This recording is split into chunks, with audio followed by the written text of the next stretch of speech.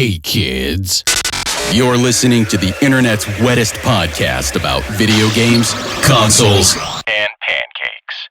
The SML Podcast.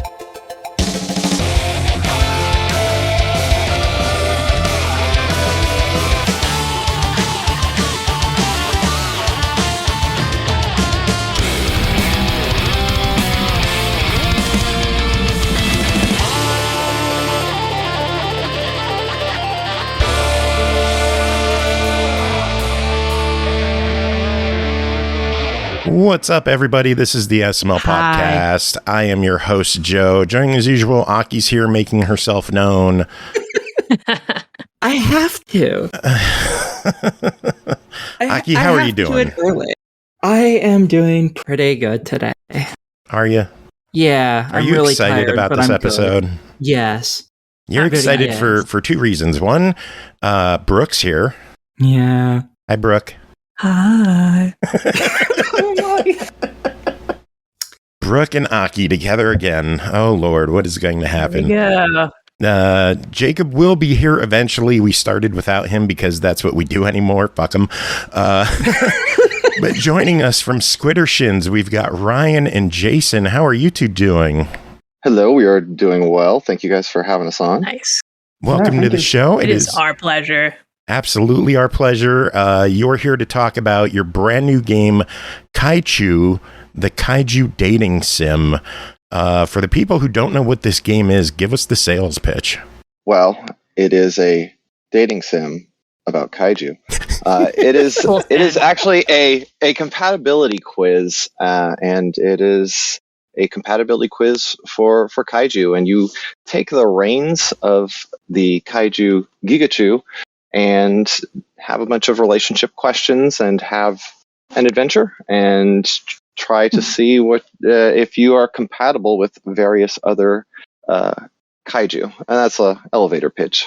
There's a lot more to it, but that's the gist. I think the question on everybody's mind is, where did this idea come from? Jason, where did this idea come from? Well, we participate in My Family Case, which is like an art gallery in Japan where people from all over the world basically make an illustration that gets put on like an old Family Case cart. And it's basically just like everyone making art for fake games. And so every year we participate in that. And one year we're just like, oh, Kaiju dating sim, that's hilarious. Let's make an illustration for that. And so we did it. And then like a couple months passed, we're like, should we make it a game? Should we just do it? That was pretty much it. That's awesome. It's actually kind of how we got our start doing games as well. Of one of our early games was part of a game jam where they would take, it was called a game by its cover, and they would basically take inspiration from the Family Case gallery. And so you would, look at all of these games that aren't real, just Famicom cartridges. And so there was one called Neko Touch. And the challenge in the jam was to take the fake cartridge and make a real game of it. So we made a cat poke based on Neko Touch. And then it kind of came full circle when we started participating in the gallery. And then we just kind of did both ends of it. We made a fake concept game and then made a real game off of our fake concept. Nice. That's badass. One of my questions after where we get the idea for this game is like, was this your first game? Because it doesn't feel like it. It feels like a really well-conceived, completed project. And, we don't always see that here. And it seems like it's not. Well, thank you. It is, I think Jason and I were just counting up. I think it's technically, Jason, did we say 14th game? Oh, yeah, 14 or 15. I mean, most of our catalog is game jam games. In terms of like full release, it's like 3 or 4, I think. But yeah, we have lots of other jams. That's awesome. Primarily from a design point, it's like Jason and I are doing the design concept stuff and usually just pulling in various friends and associates for it. But between the two of us, and even early on, Jason did programming as well because he is a Renaissance man. And we did a lot of little ones, and then as far as commercial games go, this is, I think, our I guess technically like 4th commercial release Oh, hello. Hello. And there's our friendly putz. No, Jacob's here. Wonderful. Our friendly putz? Yep. Our friendly neighborhood putz. You've ever That said is to you. me. The nicest thing. It is the nicest Probably. thing that she's ever said. Jacob, how are you doing? We have guests. You're late. That's standard. Yeah, we're talking about Kaichu. Have you put time into it? Wait, it's like 2 minutes in, right? Like No, Not we started that late. early. Do you not read the Discord? No. no. Told you. Jeez. He's a putz. I told you. You told me 10 o'clock. Yes, and we all showed up early, and I messaged you and said they're ready now. Get on. I don't receive notifications about Discord because I'm in like a few Pokemon Go groups and they like update like a million times a day. So like Then I don't mute them. Yeah. know because I need them for Pokemon Go. Like, are you not following? But you're not getting notifications. Yeah. You mute them so you don't get the notifications, and then you can still have the other ones unmuted. because sometimes they're helpful. Anyway, Yeah, I did put time into this game. Thank you very much. Oh, well, thank you. You make my And I head got hurt, Jacob. friend-zoned. You got friend zoned? Nice. I did. Nice. big That's what same happens when only. you try to spark love with a lava volcano woman. Oh, But in your that was my first- defense, the military was probably conspiring against your love, and it was like They a were. forbidden love fence. I was like, same thing happened to me, dude. That was whack. But yeah, let me catch you Yeah. up. We were just we were talking about how this is not Jason and Ryan's first rodeo. This is like the third or fourth full release and 14th, I think, game when it comes to Game Jam games too. Oh wow, cool. And I was saying Jacob it comes in really and just feels like destroys the conversation.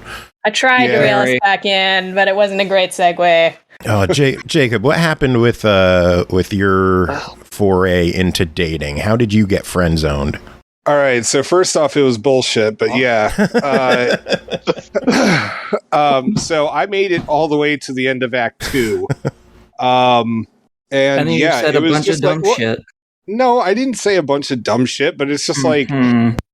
part of it was that, like, the dates seemed like they went fine, but like, even though they were fine in Act 2, like, they still counted against me. Like, Act 2, everything had to be perfect. And I'm just like, this is Well, frustrating. Well, Like, yeah, that's because when you're in a relationship, you don't want a bunch of lukewarm bullshit. That's okay at the beginning of a relationship because at the beginning, the further you get into the relationship, it shouldn't be lukewarm bullshit. You gotta be on your one of game. us is You gotta, married. Like, what the fuck? Like, even in Stardew Valley, once you get married, they're going to be pissed at you if you don't talk to them or give them a gift every once in a while. Those hearts can go down. So that's my And you take. move very fast in relationships. You need to read those love languages on that character card. Find out Yep. what they like. Yeah, I didn't really. Wow. So he's a bad listener, and he expects the first few days to do fine, but then he's got to rest on his laurels or whatever. I see what's happening Well, here. Brooke, how Well, did you really- get friend zoned? Oh, how did I get friends? I didn't think- get friend zoned. I'm amazing.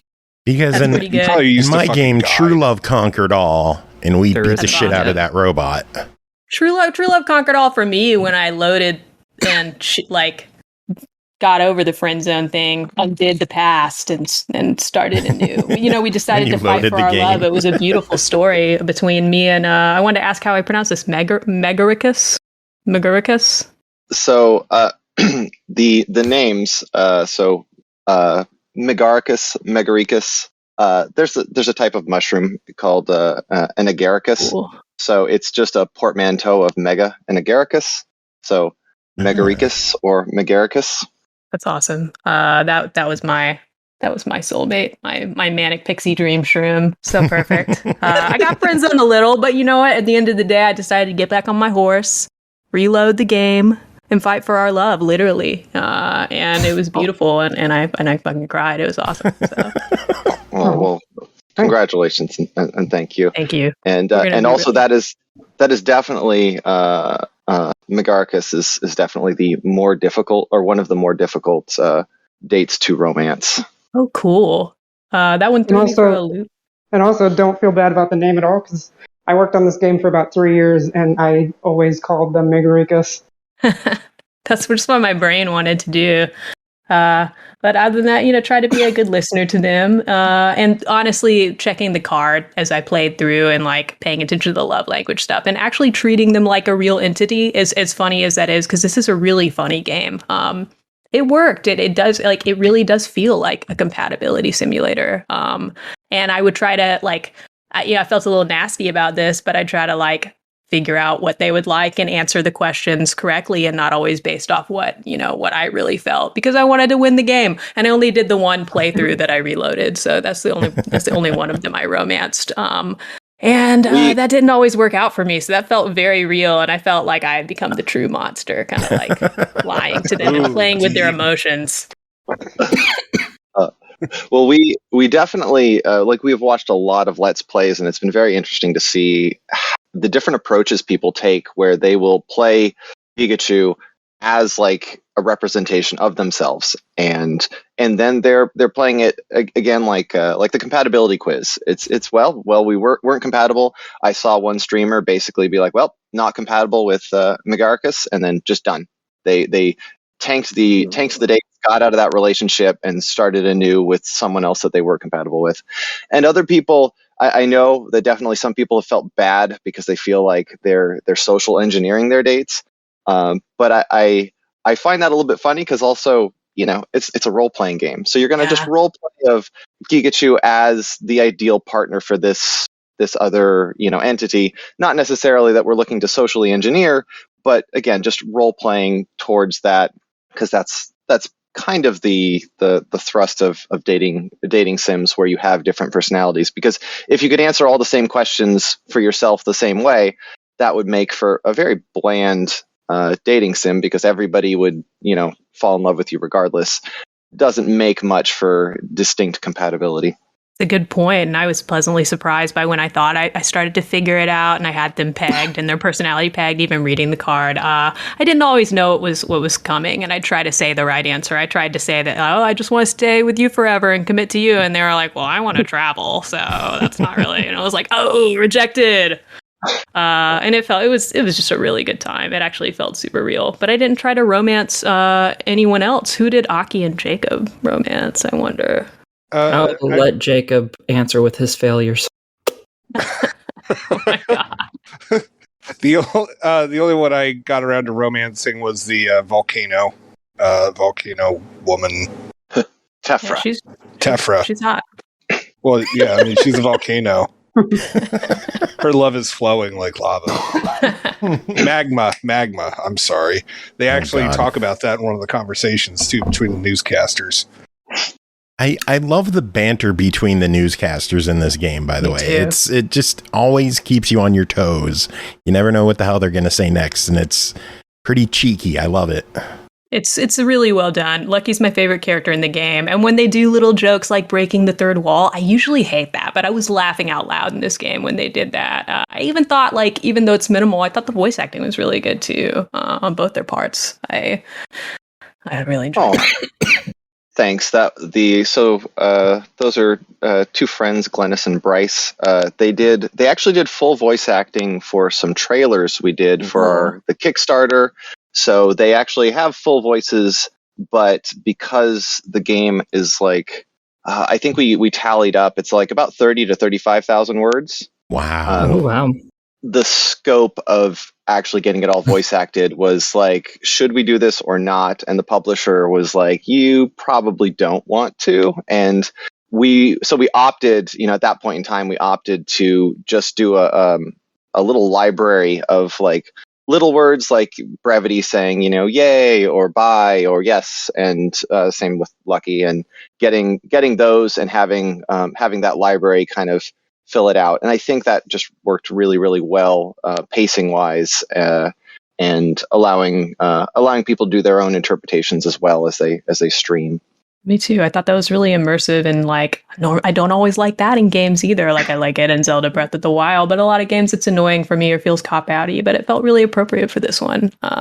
This game's so funny. Do you guys have any comedy influences from other games that really made you laugh? Where does all the humor come from in this? Well, Jason, I don't know if you want to chime in at all on your influences, or I should just keep running with it. You wrote everything. All right. Well, that's fair. Though I am going to say that Jason is frequently my sounding wall for almost everything. So it's kind of like I will spend like an hour trying to write something and then just be like, this isn't working out, Jason. Here's what I want. What do you think? And it's just like he will save me the next 3 hours and be like, okay, we've got it done. Cool. I suppose I have a lot of various comedic influences. For myself, I just kind of just write what I like to write or stuff that I think is funny. Jason and I both, we love Muppets, Adventure Time, silly things. And we generally like try to, you write what you know. And so I guess to a broader question off of the comedy, but more to like this game specifically. When we set out to make a kaiju dating sim, some of the rules, the Bible we made for this of sorts was like, we could not justify any of the kaiju having dialogue or being able to talk, which is very much against the norm or what you would normally do for good storytelling. Because we're like, well, we're going to do the opposite. We're gonna tell, not show. And we really had to figure out how we wanted to do this. And have that hurdle, because it's just like if the kaiju were speaking and we just fully personified them and they were just large, human beings, it really didn't work for us. Like, it just was not the kind of game we wanted to make. It wasn't the kind of story we wanted to tell. It just didn't seem interesting. And so then it was like, well, how are we going to do this? And looking at classic kaiju films and looking at just how any of those stories are approached, and it's like it's always from a human perspective. The kaiju are always a bit beyond their existence, and their motivations and everything is really beyond human comprehension. We're just trying to interpret it and trying to get a grasp. And that's kind of how we ended up framing the whole thing. Which in some cases, I know that some reviews and some people that had seen it are just like, they don't like it that way. It's like, well, I'm not going to do it any other way. Like, I don't know of any other way that I would want to do it, because I just don't think a kaiju story should be told with you being in the head of the kaiju. And so that's kind of why we took that approach. And personally, on many of the games that we've done, frequently, it's fun to do straight man, silly man banter. And so just having I think originally we had only had like one newscaster on like our very first concept, and it's like, oh no, we need a sounding wall. And then eventually, as we just went further into development, it was like we had the person who's kind of the intellectual expert, and then the person who's more the silly romantic, and then just further developed into more extremes there as we continued on through development. And Lucky was just like a complete mystery of a character that you just can't figure out, which we find hilarious. Yes. Yeah, and that was something else something I was going to go off of what you guys said earlier is too. We watched one particular stream that started to see some of the threads of like how like Lucky was structured and some of his some of the jokes that he ends up saying, and so they actually started like a whole prediction game in their chats to see if they could anticipate who Lucky, because Lucky has there's this bit that Lucky makes a remark about. I guess I can just, explaining a joke always is the best thing you can possibly do. It's not funny until you explain it. But there's a bit where Lucky where they're saying like not every kiss needs to be French, and Lucky says like, oh, tell that to my landscaper. And basically, depending on who you're dating, Lucky makes this remark, and it has like, if you play it with every character, you start to recognize that there's a bit of theming, there's a motif towards the kaiju you're dating and the person that Lucky refers to. And so I was very pleased when this one streamer's chat picked up on this, and they were able to, by the end, predict the last two people that Lucky would remark about Frenching. And we were quite amused by this. That is fantastic. That is awesome. What other crazy streams have you guys seen that just blew your mind, where someone just like dissected the game in a weird way, or anything unique like that? Yeah, I would say so. Obviously, like, we recognize our game is particularly niche. Like, that's a thing we go into doing. Of we take a concept or something that we really want to explore. Like, that's kind of the heart of being indie, and then we try not to overcomplicate it. So the game, in some respects, is can be perceived as shallow or simplistic, and that's fair to some extent that it's simplistic, but it's I would kind of more characterize it as distilled, and we're trying to take a concept and really put a lot into it. And so there were some streams where again, I'd say, like, write what you know. And I actually have, like, a lot of education with psychology and a lot of experience with counseling and therapy. And so for me, for relationship stuff, of like, I definitely baked a lot of almost, I don't know the right phrasing of it, but maybe professional level relationship advice and relationship concepts and theory into the game. So as silly as this game is, like, we kind of enjoy overthinking and taking very serious things and baking it in there. And so for some people, it's there to appreciate, and for other people, like, it's not their thing. And I know that there was one stream that we had watched, and when they finished the Terpio playthrough, they took an intermission because they wanted to cry, and they felt that it because of the relationship challenge, and it just resonated with their life. And I was just like, oh, that's really sweet. I'm really glad that they found so much meaning, and that they were so touched by it. Not that I would necessarily expect that. Again, it's a very silly game, but we definitely put a lot of heart into it, because that's just kind of what we do. Development time on this, for as small of the game as it is, because like, between playthroughs, honestly, like, streamers and people who take the game as seriously as I guess we take our games, they really spend a lot of time thinking over each question. This is something that I hadn't even had a chance to talk to Jason about, but there was at one point we had talked from design perspective of putting a timer on questions, and that would have been terrible. People will agonize, like, from watching streams, so people will agonize over, like, I don't want to mess this up, and then they have to like they have to mull over the question and think from different perspectives. That's a me thing. And so I'm like, oh man, if we would have put a timer, people would have hated it. It would have been terrible, and they wouldn't have been able to think, like, and really, like, ruminate on the question. And it's like, no, like sit on it, think about it for a little while.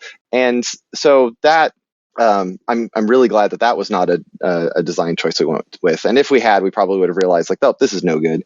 But I really, I'm really impressed sometimes with the gravity and the thoughtfulness that people put into it, into the questions. And when we really, really were trying to capture these different archetypes and make the characters as relatable as we could. And sometimes it's just silly theming, like, okay, well, if you're playing, or if you're trying to romance Tephra, then, like, we can just, hot stuff, rocks, being exciting, things like that. Yeah, those are, like, decent rules of thumb to follow. But at the same time, we're trying to create as real of a personality and capture just an archetype that's easy enough to where you can actually, like you guys saw from playing the game, of try to figure it out and have a pretty reasonable understanding of the person that you're, or the kaiju that you were trying to woo, and that the questions are not just completely arbitrary, which is, again, sometimes people play and they don't quite get it. They don't get the vibe, and which is fine, but they think, like, oh, this is just completely random. It's like, well, if you're really paying attention, trying to deconstruct what the personality, then you can be pretty reasonably educated. And the players have been actually really influential on that as well, because we still find, like, little typos, bugs, mistakes. And there have been times where we've had players that are really, really mulling over the question and have really reasonable responses, and they get very upset when things are like, no, this is wrong. You guys said that this person doesn't like this. They do. It was wrong. And there have been a couple times where I've been like, okay, player, you're right. You're right. We were wrong.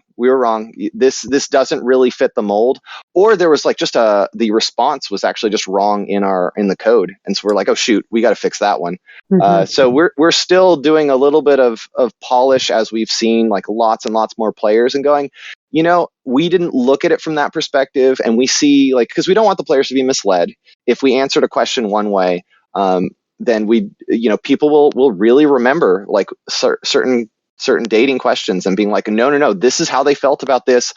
Therefore, they have to feel this way about that. And it's like, yeah, that's fair. We don't want the thoughtful player to ever be misled. And so we've done a little bit of polish or just changed phrasing to kind of help things where it's not coming off as contradictory and just improves the flow.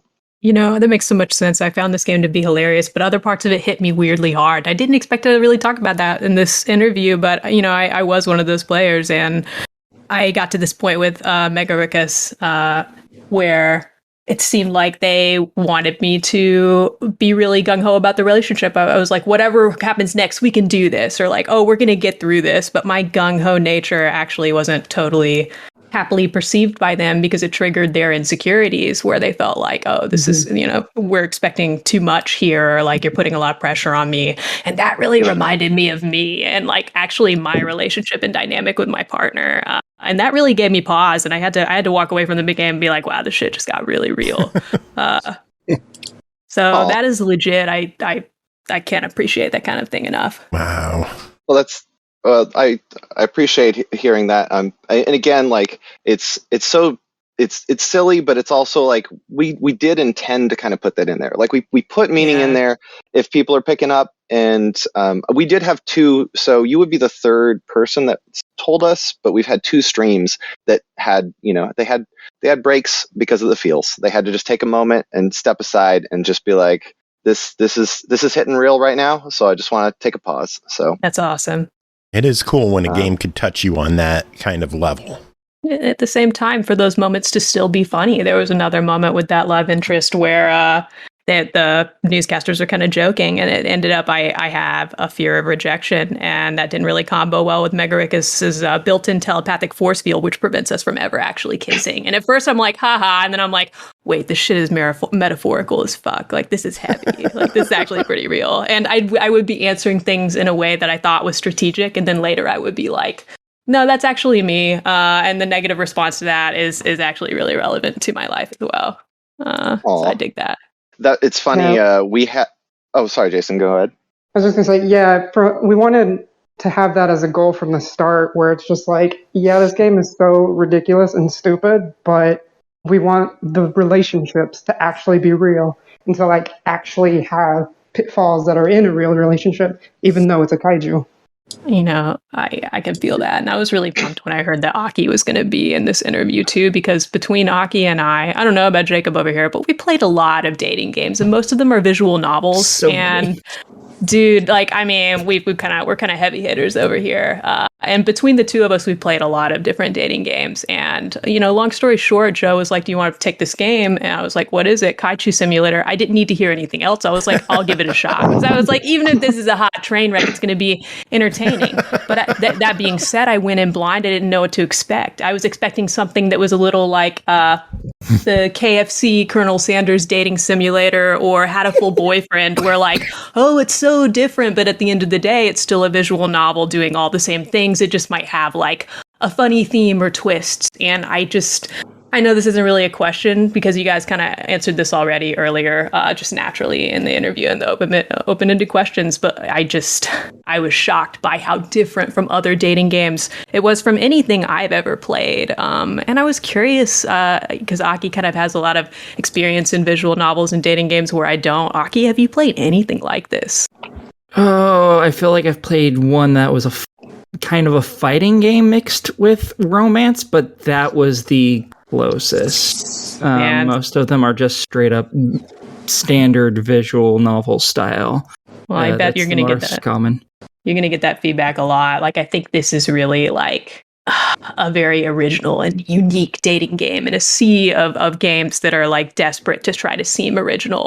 Our thing is like the girls are snails, or the boys are different elements from the periodic table, and that stuff's really fun. But this mechanically was so different. It did a lot of things that I really didn't expect, and I know that's not exactly a question at this point in the interview, but I really was excited for the chance to just tell you that in real time. I just thought it was awesome.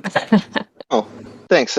Again, feedback is very much appreciated. And we actually have I could jump off of that, but I wanted to say on a previous thing when we were talking about Megaricus, of the one of our early pieces of feedback from the demo, I think it was, and we got on the Steam boards, was a comment of that they were disappointed and suggested that we change the kiss art for dating Megaricus because of the force field, and I thought that was really funny. I'm like, I don't think you understand the point here, and that was something that I didn't necessarily know. You're sometimes you get in your own head. You're creating your art, and you have no idea necessarily how it's going to resonate, and if people are going to understand that, like the concept of them was really to kind of capture as best we could with only 6 kaiju, but to create a relationship that was just so atypical and could really be an analog and representative of any sort of atypical relationship of that someone could relate to, and we really did feel like, this is kind of risky. I don't know how this is going to come off. We're very happy with how it ended up turning out, but we also just didn't know if people would really appreciate that this is not a physical relationship. They don't get a physical relationship. And for some people, like, it very much in the bio card where it's like, no cuddles. And they were just like, no, this is turn off. And it's like, that's fine. Like, then that's not for you. This is a relationship that's not your relationship. That's okay. But it's, and we really, really went around and around about, like, what's the reason that they can't touch? And for some people that might be frustrating that we keep it vague, but I also love a variety of media where it's just like, you don't need to have the answer. Like, there's any number of possible reasons, but if I gave you the answer, you probably wouldn't like it as much as just imagining yourself. And also it keeps it much more to a relatable analog where it's just like, insert your own reason. Insert your own reason as to why, and that's it. That's just a very it represents whatever it needs to represent to you. If this is different, this isn't quite physical for whatever reason, and that's how it is. And so it was like, would you basically change the heart and the spirit of this character? It's like, no, I will not. See, I really like the inclusion of that, because for me I was like, I saw that and I was like, asexual romance, hell yes, because you don't get that too often, especially in romance games. Usually it's all about snogging away. I was like, this is interesting. You don't get this very often, so I was all for that. I loved the inclusion of that. Same, and I also really liked that once I was like, no, Megaricus is the one for me. I don't care if this can be a physical relationship. Me just saying that to them didn't clear it up. It was like, oh, well, you're being too vague, and they had their own insecurities around that, where like it's almost hard to believe. Like, guess that was just too good to be true. And I really appreciated that. Like that felt really real to me too. Sometimes I'd say something that I thought was the right answer, and like earlier in the interview, talking about being too gung-ho and that triggering their insecurities, like that felt like such an inclusive and real story. And when you talk about make up your own reason, use your imagination, like I couldn't agree with that more, because if you're a player and you can't think of even one reason or use your imagination there, then the deft hand of how inclusive this game really is probably going to be lost on you anyway. I actually have a question. Brooke was talking about the decisions that she made and thinking that it was the right answer. Are there ever any situations in the game where it's a must-lose situation where you just can't pick the right answer? So we will pull the curtain back a little bit on that and development. Initially, at the very beginning, the game is nothing like it was initially as we further developed. Early on, like the earliest concept of just at its most nascent point was like, all right, what are like Kaiju going to be like talking about initially? And we're like, oh, there was a concept of that it was based around the materials and the things that they were breaking. You will still see that like that remnant in there because we still kept it in of like, how do they feel about metal or wood or rock or things like that. Yeah. That was very, there was even initially, like not even just initially, further in where we actually had the dates more structured, where you actually had like these icebreaker questions at the beginning, and then they got more serious along the way. But for various reasons, as we continue to develop, it just was like, nah, that's not playing like we want it to play, so forget about that. But in the very early script stuff, it was like we really tried out for a balance of there was going to be a bad answer, an okay answer, and a great answer. We even talked about some different question types and things, but most concepts, most things that we wanted to get across were pretty easy to break down into like a 3-answer format. We talked about having like 4 answers or things like that, but it just overcomplicated things, which I could kind of also take on a side topic about why we decided to approach this a little different than a typical visual novel. Maybe I'll remember to circle back to that. But as we started the script, it was like, okay, we're going to have what's going to be the bad answer, what's going to be the okay response, and what's going to be the great response. And then as we started introducing a lot more like social questions and things like that, because initially like the icebreaker questions were like geographically related or material related, kind of like, here's where we're at, hey, I'm punching this metal thing, what do you think about metal, kind of concept. And then after that it would be like something more serious of like, so like what kind of conversationalist are you? And then as the script got bigger and bigger, we realized like, and as like doing just test playthroughs, and recalibrating how the dating went. I mean, there was a point where there was scoring on dates and all of these other complicated things. But like our design ethos is very much like, we're trying to create an experience, and we're trying to like, we don't want to inhibit the player or give an obstacle between the player and experience. So things like playing a game where your character dies or you like lose permanently and you have to reset and replay something are not things that we really like to have in our games as best as we can avoid it. So we really want you to be able to continue forward with the story. So if things don't go well on the date, then we basically crafted like side branches where like you can kind of jump back on the main path. You're just having like these, oh, it didn't work out so well. So you actually have to go about 3 or 4 bad dates down or okay dates down before you end up getting friend zoned. It's actually quite the path. And so as we were constructing all of these things and realizing like, oh, this is too hard, or this is like too prone to failure, we started shifting and making adjusting some of the answers where it was like, you could actually, 2 of the answers might be great, or 2 of the answers might be okay, and where there isn't a bad answer, in it, because you don't know when that happens, you still put, what we've seen is most players still put the gravity into the question. They still take it and they think that there's going to be a bad answer and there's a good answer or whatever, but sometimes it's actually not the case. And so sometimes you actually can't get it wrong. I think the one about that comes to mind is when it's what is Gigachu's most formative experience? That's actually just a gimme. If you get to that question, they're all great. Because it's you. Oh, wow. And if you think about it, it's like, well, I know that everybody's trying to that everybody will kind of social engineer and think like, well, what do they want to hear? Well, technically, they don't. You know, it's your formative experience. It's not theirs. And you having a formative experience isn't going to reflect badly on you or them or anything. So that one is actually great across the board.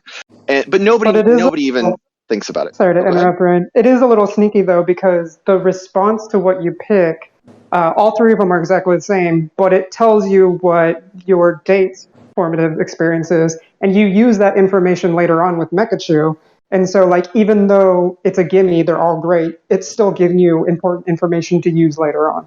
Yes. It is a prompt, basically, to give you that. And that question is pivotal in Mekachu. Like, you do have to get that right. Like, because if you don't even remember what your partner's formative experience is, then you really you weren't paying attention. You didn't care. Hell yeah. So to answer that's like design process. So eventually we really wanted, like, when we kind of put out the pacing and tried to figure out, like, most of the scope is just what we felt like we could design. Even then, it definitely got to be I think it's a good sized game. I really love how it filled out, but also at the same time, some people play through it pretty fast. So it's like, if you get through it for like, in 30 minutes, it's like, yeah, it's not a particularly super long experience, but we did try to really pace out how the little dramatic arcs were and how much we could really extend out and what the scope would be. So we really wanted a third act breakup to kind of hit some of these tropes and just, fit that kind of mold. But at the same time, we really, really didn't want it to be a plot contrivance. So we did put in the kind of second act where the military has like the plot contrivance of, depending on who you're dating, of like, oh, well, there's ulterior motives. I think the Megarchus is it was on a dare. So it's like we really wanted to capture some of these like really, really cliche, tropes, and also just answer them in a reasonable way. So like, you might have one of these tropes in a movie, story, whatever, and it's such a meaningful thing. And in this, it's like, yeah, it's not like it's a real relationship. It's not gonna fall apart for this silly contrivance. We're gonna have like a third act breakup kind of moment, and so that Joe is a forced fail. That's what I was getting at, the third act. Yes, the third act is a forced fail, and right. Honestly, after watching a lot of people play, so this is something we really wanted to have in the game, and we're still calibrating that. So basically, early on, in earlier builds, and it seems honestly just stupid at this point, but we did not have the little newspapers in between, which feels like, oh, well, why wouldn't you? It's like, yeah, we were so busy on other aspects of it. The little newspapers in between really showing the progress. So there were players that would just straight like reset. We've actually had players that reset. The other forced fail is we thought it was a good idea, and it's going to be removed on the next patch. We wanted to show all of the responses as a tutorial type concept, and we thought it was a good idea from the first date. The first date is the pretty much scripted date where like the questions are the same, so you can see each of the responses. So some of them it's a forced okay. Some of them are not, but some of them are just, no matter what you answer, it's going to be great. No matter what you answer, It's going to be okay. And no matter what you answer, it's going to be bad. Now, the bad one was a mistake, and we recognize that, and it's going to be removed. Thank God. Yes. We're very sorry. We're very sorry. The idea was that we really do like great. We try to integrate tutorial type concepts like baked into the game. Like part of the news report is Lucky saying like, oh, I just wanted to show Gigachu moving via controller. So it's like we like to just bake that in there, as opposed to just have like this, oh, here is your tutorial. These are things that could happen. So the idea was, and again, it didn't play out right, is that we wanted to show each of the responses. In hindsight, it's not necessary to show the negative response. I think we're fine just showing an okay and showing a great response, because that never tripped anybody up. We had players that literally didn't get past the second question of the first date because they felt they got it wrong and they wanted to reset, and they would just reset 3 times in a row, and then they went to the forums and didn't even keep playing. It was like, oh, okay, that was not the intent. That didn't play out right. We're very sorry. That's not, that's kind of feedback that's like, I see what you mean. There are other players that, they didn't bat an eye. They're like, oh, I got the wrong answer, no big deal, and they went on.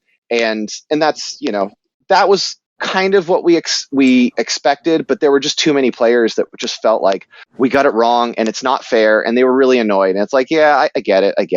Perfectionism, ain't it a bitch? Yes. It's those achievement hunters going for the perfect run.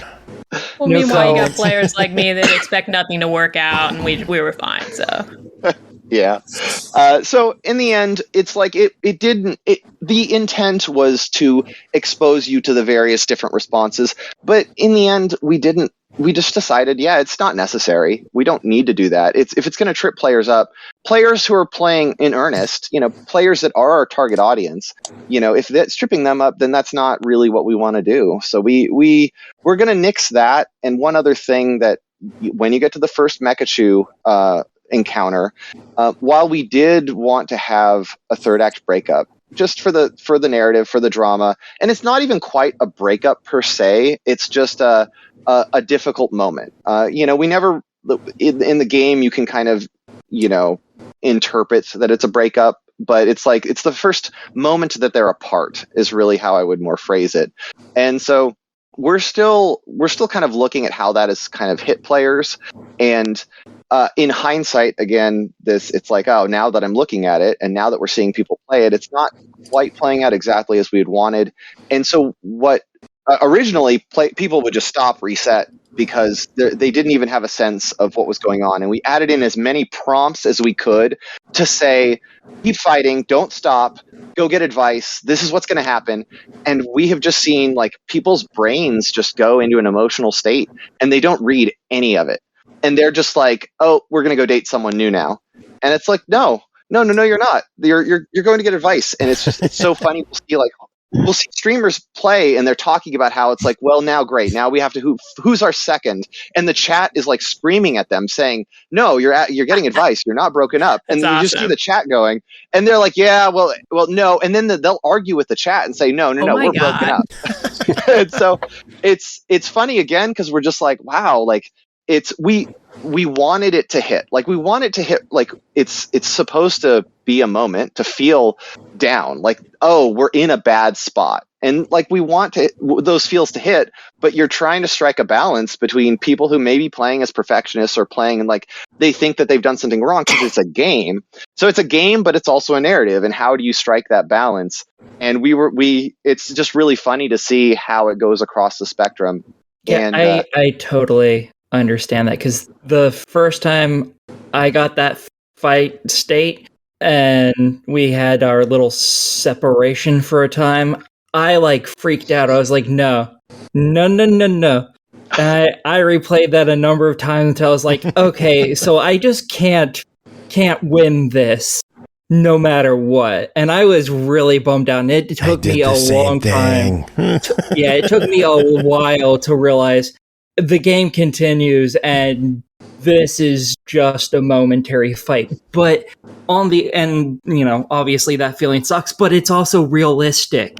Yeah. Like, everyone here probably has had, their baby's first fight with their partner, and you're like, if you care about them, you get super emotional and nothing seems right. You don't know what you're doing, and it takes time and just going through that kind of crap numerous times in your lifetime to be like, okay, no, this is just a fight. We're gonna be okay.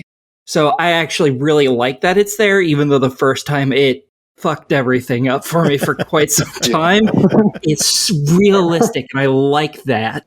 Yeah, it was tough because it's like we kind of want the player, on the one hand, we don't want the player to know that it's scripted exactly, but then unfortunately you have like the flip side of that they're just resetting and it's like, oh, that's not quite good. And in hindsight, again, like certain things seem obvious now, but some of the questions were like, I did feel that the player was cheated, and this will be fixed in a patch. The question, because we're striking a balance between narrative and game, and something that I don't think ever, it's kind of like an unnecessary problem to solve at this point. It's moot, but we didn't think it was fair from a purely game perspective that the player effectively answers the question correctly. They answered the question as correctly as they could, and then they get a negative response. And yeah, that spirit, that sucks. The spirit of that is lost, and I think just because it's a game and we're not going to try and capture it, we're gonna fix it, and I can explain that. But basically, the spirit was like, honestly, sometimes in a relationship, you can say the right thing, you can do the right thing, and it doesn't work out. It's just not the right time. And that was really the spirit of what we were trying to capture in that moment. But again, it's a game, and sometimes that's lost. And so what ultimately we were able to do on some of the other questions, and it just didn't get on it's the second to last question on that date. We changed phrasings on some of the other questions. So one of the questions was like, now I'm drawing a blank on it because I don't have it right in front of me. But basically, it's like, will you tolerate is like one of the early phrasings, as opposed to how do you handle, or like will you handle versus how. And the phrasing is what allows the question to be different and to have different answers. And so then the player doesn't feel like, because again, some players are thinking, but I already answered this question this way. And so by changing the phrasing, you kind of subvert the whole problem. And so in hindsight, what we're going to go ahead and do in the patch, it's already been written, we just haven't put it in there, or it hasn't been updated yet, is that the question is a little bit more loaded. And I don't know, Jason, if you can go pull that up while I'm going on this, of just even for the Megaricus one, the question, like, what is it, 1.6, whatever. But basically, just changing the phrasing, so players who are playing it, they don't feel like, but I answered it right. And so we still, I feel, have it's still going to be a forced bad, but at least as far as the game perspective goes, it's more of that there's just no right answer in that moment, and people aren't getting tripped up on it, and that's what we're still trying to kind of calibrate. That you'll still, I hope, capture the emotion of all that, but not necessarily feel like, from the game's perspective, that you're playing wrong. Exactly. Yeah. One of the worst questions in there for me was, obviously during the scripted lose fight, was always, what is your partner's biggest weakness? I'm like, oh, I don't like answering that one, because I'm like, either it's really going to hurt their feelings, or you're giving them a brand new fucking complex. I'm like, I hate that question. I know there's no way to get it right, obviously, but it's like, oh, that just hurts my soul every time. So that, I think, that's actually another like small calibration, because like we're really trying to like capture these things, so hopefully it'll still maybe hurt your soul, but feel a little bit better on the game.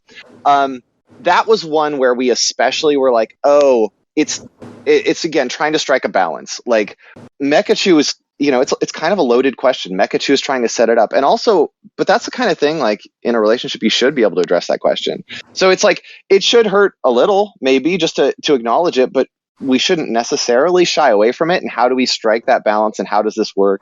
So we actually, that one I thought was very unfair, because initially I think it was just the response came off as bad, but so from narratively that might make sense, like, oh, this hurts my partner, but at the same time, from a game perspective, it's like, yeah, but you did answer as accurately as you could. I think even in one of the phrasings, it's like, well, it's technically correct, and then people are like angry, like, technically correct is the best kind of correct. I am one of those. So in hindsight, what we actually did, or what will be updated, is all dates were paced to have up to 7 questions. That's just kind of the sweet spot that we felt for the length of the date to feel like pacing out the game. But for this first one, we had expanded it to 8, which again, not in the version you played, but we expanded it to 8, and we actually, because that weakness question is you absolutely answered it correctly, and so trying to strike this balance is, well, we're going to throw a bone to the player and be like, if you answer it correctly, you'll get the neutral response, and we just kind of change the dialogue a bit of like, all right, it's true, it's kind of hurts, but that's right. So we soften that a little bit to try and again capture where we're still kind of getting the emotion in the right place, but not screwing with the gamer side of things, where it's like, yeah, like you got it right. Like we're not like, basically at this point, okay is the best you can get, so you got it right. But you could have gotten like bad, so you got okay. And then I realized I just ended up bringing it up. But we just changed kind of the phrasing of even when you get the next one right, we basically kind of emphasize that you got it right, but your partner is not feeling it. And so just a little bit of the phrasing on the response from the newscasters to help sell the moment a little bit better. So again, from the gamer side of things, you're not just like, but I got it right, I'm resetting the game, there's got to be a right answer. And then the eighth question that we added in, so I can I'll tell you guys, it's not even in the game yet, but it's, has Gigachu ever been bested by a robotic rival? And all of the rival before. So basically, this is just, we had to strike a balance between too many people resetting the game and feeling like I don't want to play, to kind of giving them a little bit more of a hint. And again, like I said, we told the players, keep playing. Like, there's multiple times that Lucky and Brevity say, it's up to you, keep going, ask for advice. The prompt says ask for advice. The chat says ask for advice. And the streamer's like, no, it's the relationship is over. So by adding this last question and Lucky's response is, what's with these dastardly loaded questions? It's really trying to say, like, this is a scripted event. We don't want to say this is a scripted event, but we're trying to clue you in a little bit more to strike that balance between the feels and the game, and we're hoping that calibration will strike that balance. So is there any way to detect when a player resets the game, so that if it detects they've reset it so many times, you could just have it flash on screen, this is a scripted event? That's actually a really good idea. We could probably discuss that if you try to go to the menu to quit, of like, hey, heads up, quit. Are you sure? Because this is a scripted moment. That's not a bad idea. That's definitely something that we could discuss. There we go. Our one good idea for the stream. We did it. We did it, people. Hey, I'm sure that there could be many good ideas. But yeah, that's. Have you listened to us? No. That's the kind of feedback that we love. Of, there are people that totally don't get this game. Like it's funny for like mainstream reviews. It's very, very mediocre response, very lackluster, and it's like, oh well. Really? Oh well, but I look. You wouldn't expect that. That's sad to hear. Like those people are just dumb haters, man. Like, take it from us. This is a good one. It's a niche game, so it doesn't shock me. But that's just really, really needs sad. more guns. This is a fantastic game. Anyone who has played any dating games or like social games like this is going to see that this is a gem. This is a diamond. Yeah, well, again, really appreciate it, and I'm glad. Like, it's fun to talk to people who kind of get the art that we're putting out there. Like they get the vibes that we're trying to put in there, and it resonates. And I don't expect it, especially we do niche stuff, so it's like I don't expect it to necessarily reach tons of people. But yeah, when we set out on. I realize that I keep running with this. I don't know if Jason, you want to chime in on anything, or no.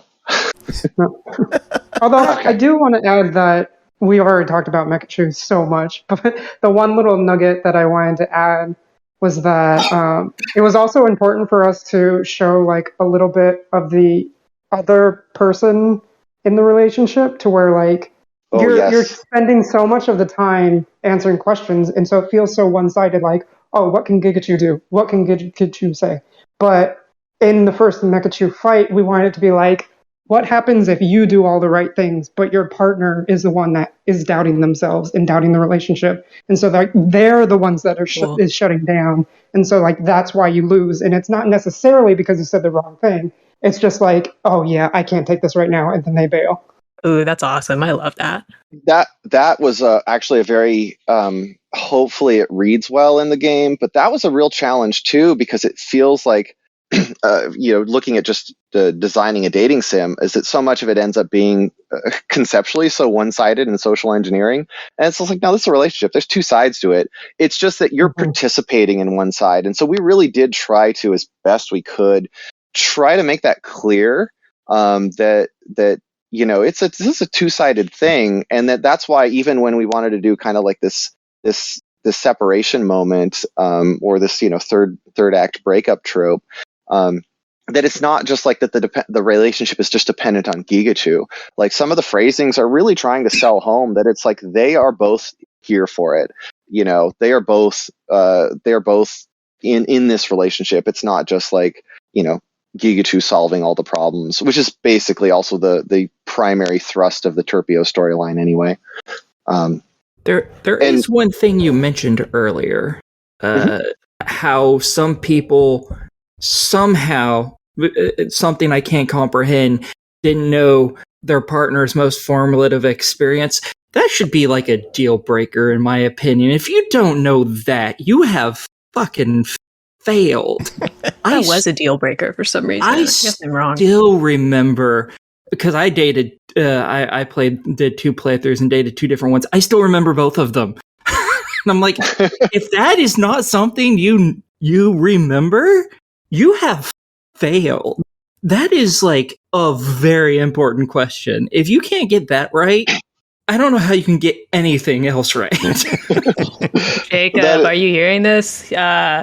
Aki remembers everything her dates have ever said, and we both got friend zoned, even though it's apparently very hard. So yeah, and the irony being is the 2 that you both dated are the ones that I dated. Am I the only one who dated a 3-headed sea creature? She was my next one, actually. Nice. I just didn't get around to actually playing that one. I debated between her and the one that I went with. I'm glad I went with the one I did. And I just picked that one because they seemed kind of like very pretty and mushroomy, and I thought I was just picking based on aesthetics alone. But then the more I got to know them, the more I was like, this is actually one of like my friends or potential partners from real life. Like, this is actually my personality type, like sensitive, transcended. It just I was delighted. Yeah, I went for Tempera first, and then went for Mega. I can't pronounce that name, so yeah, that's all right. Jacob, both of them. Jacob, you've been quiet this whole time. Do you have any questions you want to ask? I mean, Brooke's been covering just about everything on it that I can think of. Yeah, Brooke's good at this. I don't think I had as much time with it as you folks, so. And we're dating game nerds, and Jacob's probably cooler, so. No, I'm okay, not cooler, but this just isn't a genre he plays. Well, thanks for not giving that it a often. shot. That's true. I mean, funny enough, we don't play them either. And we're just like, all right, let's make one. That's awesome. I love that. That was actually the only remaining question I had for y'all, so I'm glad that got answered organically. So, yeah, I've played a handful, but it's not necessarily a genre I play a ton of. We appreciate the visual novel, and we definitely like designing towards there. We really like point and click as well. But for us, there's a lot of aspects of those genres that can feel, to us, very arbitrary. So, and from a narrative perspective, and pacing out a narrative, we feel that there are times where it's like you're not quite getting the dramatic narrative experience you want based upon like being stuck on a puzzle or not answering a question or not being in the right spot, depending on the type of dating sim that you're playing. And sometimes I liken it to like reading a book, and it's like you get to like you're on chapter 5, and now you have to spend the next hour solving a puzzle, and it's just totally disrupts the narrative pacing. And so for us of looking at dating sims and looking at different mechanics that we could do, we really thought that like, hey, if we do a compatibility quiz, isn't like this the most like the closest analog we can do to like a real relationship? Like, how can we take something simple and kind of make a game out of it and say like, well, getting to know your partner and seeing if you guys are compatible, isn't that like the thrust of a relationship, and paying attention to the details? Like, isn't this like the best analog we can have for a relationship? At least like that's the best idea we could come up with. And it's like just reading a bunch of a wall of text and then going to the right classroom at the right time, or taking the right classes to get like a stat up. It felt like, yeah, that's not really what relationships are about. So, again, some dating sims. And so we were like, well, how can we kind of take this in a different direction? Because again, the heart of the visual novel is a lot of text, it's visual, but you're reading a lot. And we didn't really know if people would appreciate it, like, well, we're still technically I would still characterize this as a visual novel. It's just got like relationship quizzes in between that dictates the in-between parts and where it goes. We thought about many other factors that could go into it, but the more complicated that was, the more branches that just felt arbitrary. It was kind of like, oh, well, the relationship could go this way if you went to this location or that location. It's like, no, that like we really just kept simplifying. We kind of have like a little bit of a minimalist ethos. So we really did say like, oh, that's not necessary. We did talk about other mechanics, but none of it necessarily felt like it really added to the narrative of adding in other mechanics and adding in other things that we could, but basically development resource wise, it was just like, we could maybe put in another 30% of effort resources that we already put into the game, but it's only going to make it like 5%. It's only going to improve the narrative like 5%. So probably not worth our time. And not worth the resources. And we felt like we felt pretty happy with because again, some people some reviews, or quite a few reviews have commented about how it's very shallow. And so we're like, well, for us, again, from our design ethos, from our philosophy, it was like, well, we think that we took a mechanic that we thought was meaningful of are you paying attention to your partner? Are you really understanding? Are you compatible? Are you getting these things right?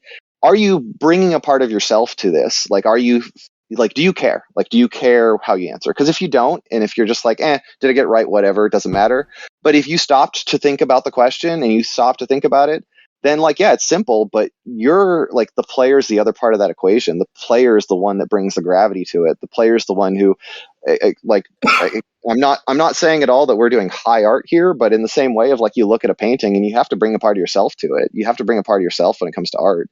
And if you're not, then it's shallow. But like, if you think it's shallow, that might be a reflection on you. I completely agree with that. And I think your analysis is really astute here, even though y'all are admitting that you don't really play like a ton of dating games. I don't know about the ones that Aki plays, but when it comes to my silly AweKteaM visual novels that are like 70 hours of an overarching story about how ultimately the church is probably evil, like it's definitely choose your own adventure like novel with anime people in the background and romantic themes, and there's very, very rarely any dating going on. There may be like a scene where like, oh, you guys kissed or whatever because this dramatic thing happened, but you're not getting to know the character. You're reading fiction, and I love to read. I love fiction, and I love anime bullshit, so it works for me. But even as someone who's a really big fan of that genre and didn't know if this would be that going into it, I found this really refreshing. Like this, we joke about the word unique a lot on the show.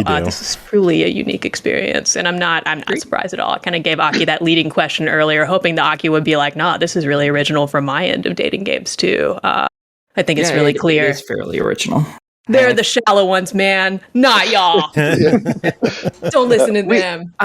I do want to bring one thing up, a hefty amount of praise for this, because you just talked a little bit about design, and I don't even know if you guys legitimately plan this, but there is a very good piece of accessibility features for those who are visually impaired in the game, just naturally built into it. It's not something you turn on or anything. Oh, cool.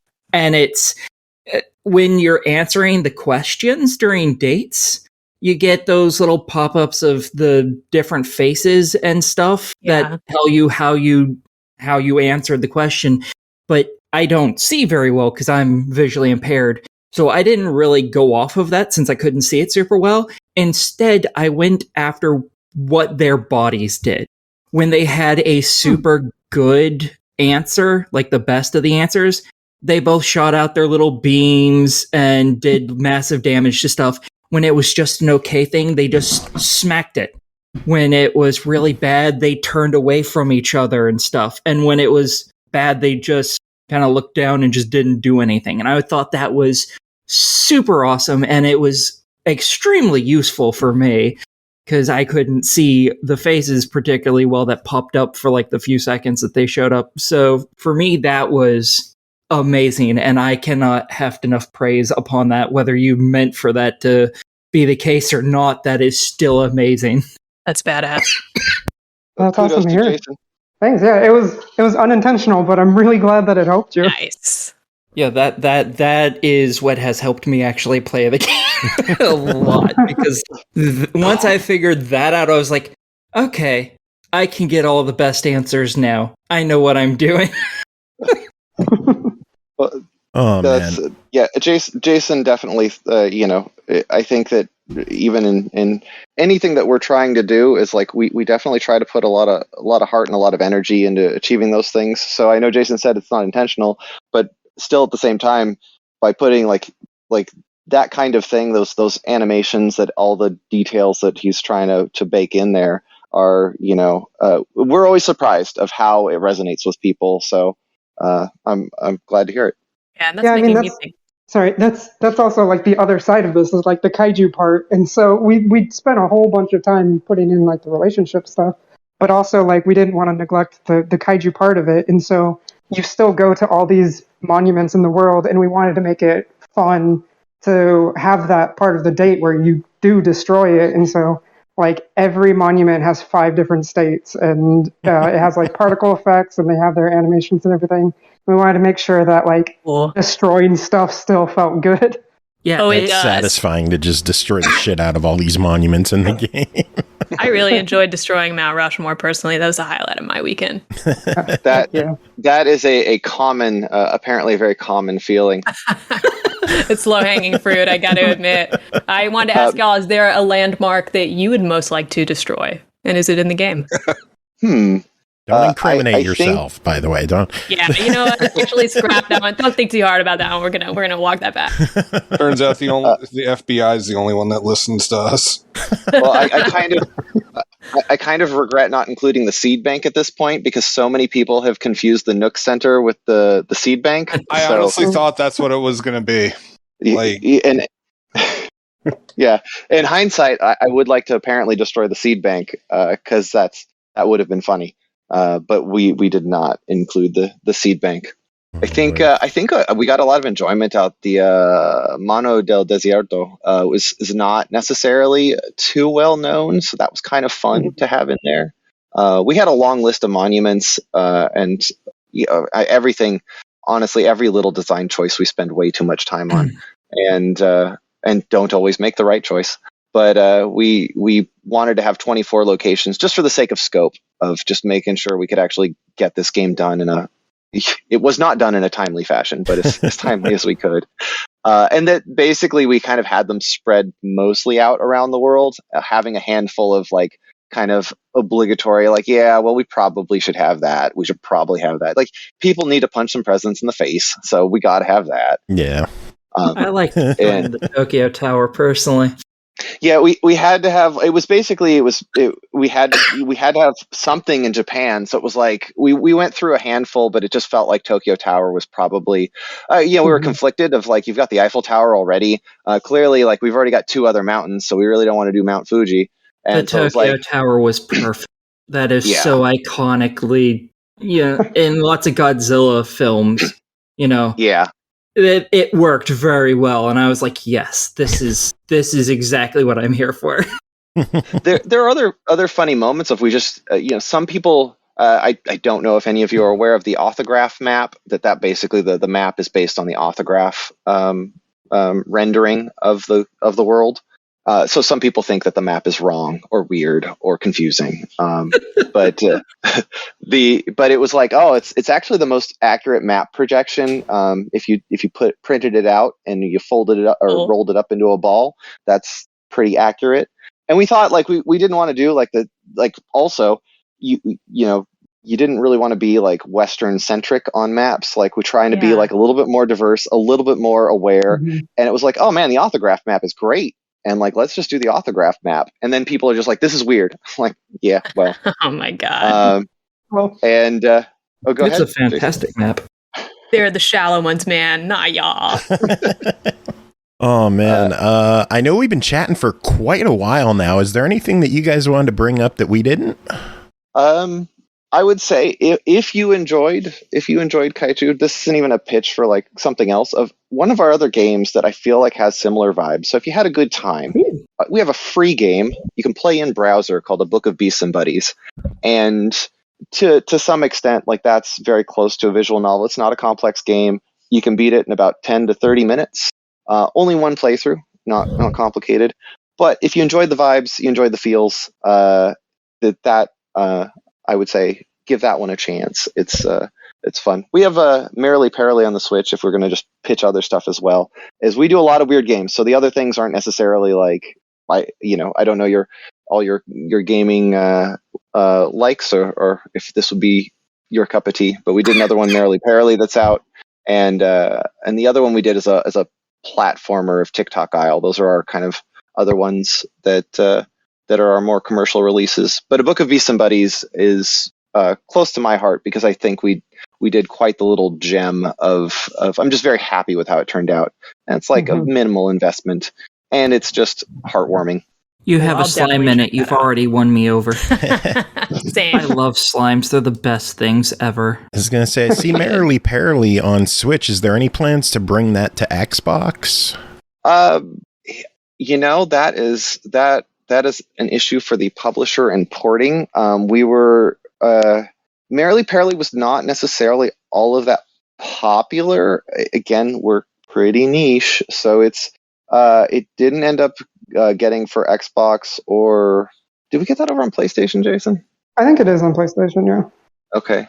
Yeah, I don't know why we didn't explore the Xbox angle. The publisher had been porting it out, and it was actually kind of just an addition when we were doing Kaichu. They were just like, "Hey, you want us to throw this onto the Switch and PlayStation?" It's like, sure. Like it's been on Steam and itch for years, but sure. So it was just kind of nice to sneak that one in there as well. But we're thrilled it landed kind of on Xbox because we're an Xbox heavy show. I know Brooke loves her Switch, but a lot of us are Xbox fans, and I'm thrilled the game came out on the Xbox. It's available on everything, right? Yes, pretty much everything. Yeah, everything. Unfortunately, like with console, it takes so much time to get our patches out. So even the earliest drafts, and I don't know. I guess since you had played it on Xbox, you did have the bio cards, but surprisingly, that was like a last minute addition that we had ideas for, but they just didn't quite. We just couldn't quite figure out how we made it feel right, and we were very happy with it now. But we didn't have those relationship bio cards, which definitely made the game a whole lot harder. So I'm glad that version is, or at least it's my understanding, if that's the version you played on Xbox, I'm glad that the bio cards were on there, because some people had played on Switch and they had not had the opportunity to see those cards yet. I was going to say, I don't think I ran into the bio cards. Y'all were talking about that, and I fired up the game on Xbox. I'm like, what the hell bio cards are they talking about? So I don't know if that is in the Xbox version yet. That might be coming up in a future patch, I guess. Yeah. I think our publisher is still trying to port that over to console. Oh, so but it should hopefully be out soon. There's plenty to look forward to. Is there any DLC planned for this, or is this a complete experience? That is actually another really good question from a design perspective. Now, I guess you haven't seen the bio card, so you wouldn't know this. When we were trying to create like the Kaiju and try to take general like personality archetypes and really divide them up to make them hopefully as distinct as possible without too much overlap, so each relationship at least felt unique as we could. There's actually a whole bunch of framework stuff behind the scenes that on the bio cards they kind of hint at it. I took classical virtues, Greek love styles, and love languages, and basically like had different charts and went like, okay, I'm giving this Kaiju this set, this Kaiju this set, and tried to make sure it was like represented across the board. So in regards to the DLC, we actually it's only been out for a week, and I haven't seen sales figures, so I have no idea if it would be worth, we don't know how popular it will be, so we don't know if it ends up being, game design can be pretty expensive, so we don't know how financially viable it would be. But maybe if there's enough of a clamoring for it, then happy to expand. But two, we did not plan, at least for any other additional dateable kaiju at this point, because we had really divided up these concepts and spread them out across the 6. And it was like very much kind of approached from a holistic standpoint of like, okay, I want to make sure that this is represented over here, this is represented over here. Not to say that we couldn't have a 7th or an 8th, but it was just very much like planned out, or at least with the design process, like, okay, you represent this, you represent that, you represent that, and then everything is divided. Even with the virtues that are in the game, just classical virtues of just like, oh, there's like a virtue that they kind of lack to some extent, or it's just not their thing, and so Gigachu kind of represents that missing piece for them. And because each one got a representation, it's like, well, I didn't have a 7th to work with, or I wasn't working in that kind of scope. But it's not something that we've necessarily explored. And there's time and again where we explore something at the end and go like, oh, that's obvious. Why didn't we think of that? Like, oh, of course we should have these newspaper little clippings to show progress. Like, why wouldn't we? Early on, we didn't have the deal breaker question. It felt so like, how would we have a game without the deal breaker question? It was there, but it wasn't emphasized to the player that was a deal breaker. And so it was kind of just too behind the scenes. And so a lot of things were just us going like, oh, well, that's too hidden. This needs to be like in the player's face. Like we have to. I love the airplane flying with the banner. I love it. Yeah. So those all became huge, and in hindsight are like, oh, obviously. So it's totally possible that if there's enough of a desire for DLC where we'll just be like, oh, of course, this is the 7th kaiju that this, hey, yes, we did not have we didn't have a King Kong, like we didn't have a giant ape. So it's like, oh, that is an option. But from the personality side, that's just not something that we've explored yet, and we're fingers crossed. Because, like I said, unfortunately, this took like it may not seem like it, but it's done in our spare time. I have 4 children, and done like as much time as we can devote to it. And it took about 3 years of development to get this thing done, just because we're both doing other things at the same time. And so, we really have to plan out, like we plan these things out like years in advance of what are we going to spend our next, couple of years on, what kind of game, what are we going to do? And DLC would be lovely, but it's like, if we're spending the next, year on a thing that just can't even pay for itself, it's just like, oh, that's going to be rough, So it all comes down to unfortunately, we got to see at least how popular it is, and if people are really clamoring for it, and that if we can invest the resources to make that happen. But our approach in general of games is very holistic, and so it's sometimes very difficult for us to even think of like, how would we expand this, because we kind of fit a scope and we try to touch on everything we want to touch on, explore everything we want to explore. And it's like, do you want to make more? It's like, I don't know. We already covered it. I don't know. There's definitely like, we'd be happy to like, just in theory, like there's definitely more landmarks to go smash. Like that's easy. Landmark DLC. Let's do it. The landmark. But it doesn't necessarily add more to the narrative or add anything more to the content other than the novelty of more landmarks. So I want an added achievement in the game for crushing X number of mountains and trees on the world map.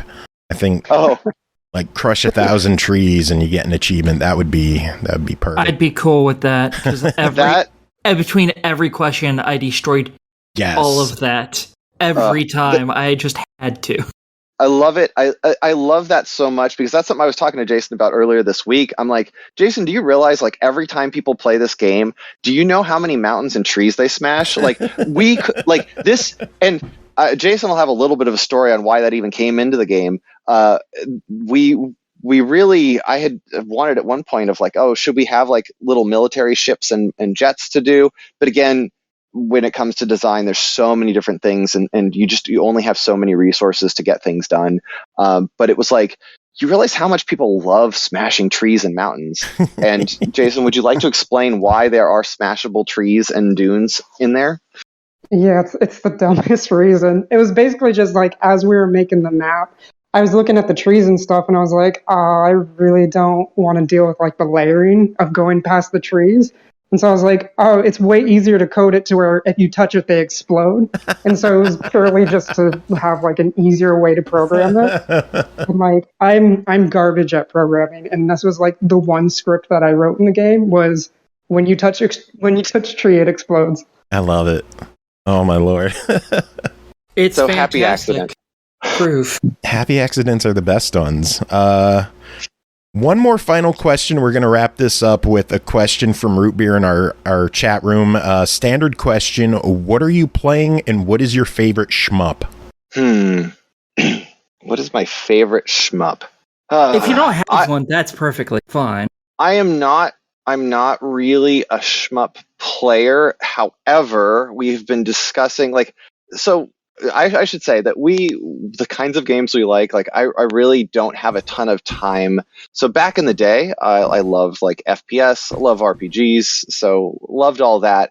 And now I don't have time. So what it comes down to what I'm currently playing is actually kind of sad because I've been playing the same game for almost 7 years now because I just don't have time. But I'm in the middle of Last Story on the Wii. Nice. So little bit of a niche RPG. And I had been playing actually a ton of the Pikmin collection with my kids on Switch. Ring Fit is also a lot of fun.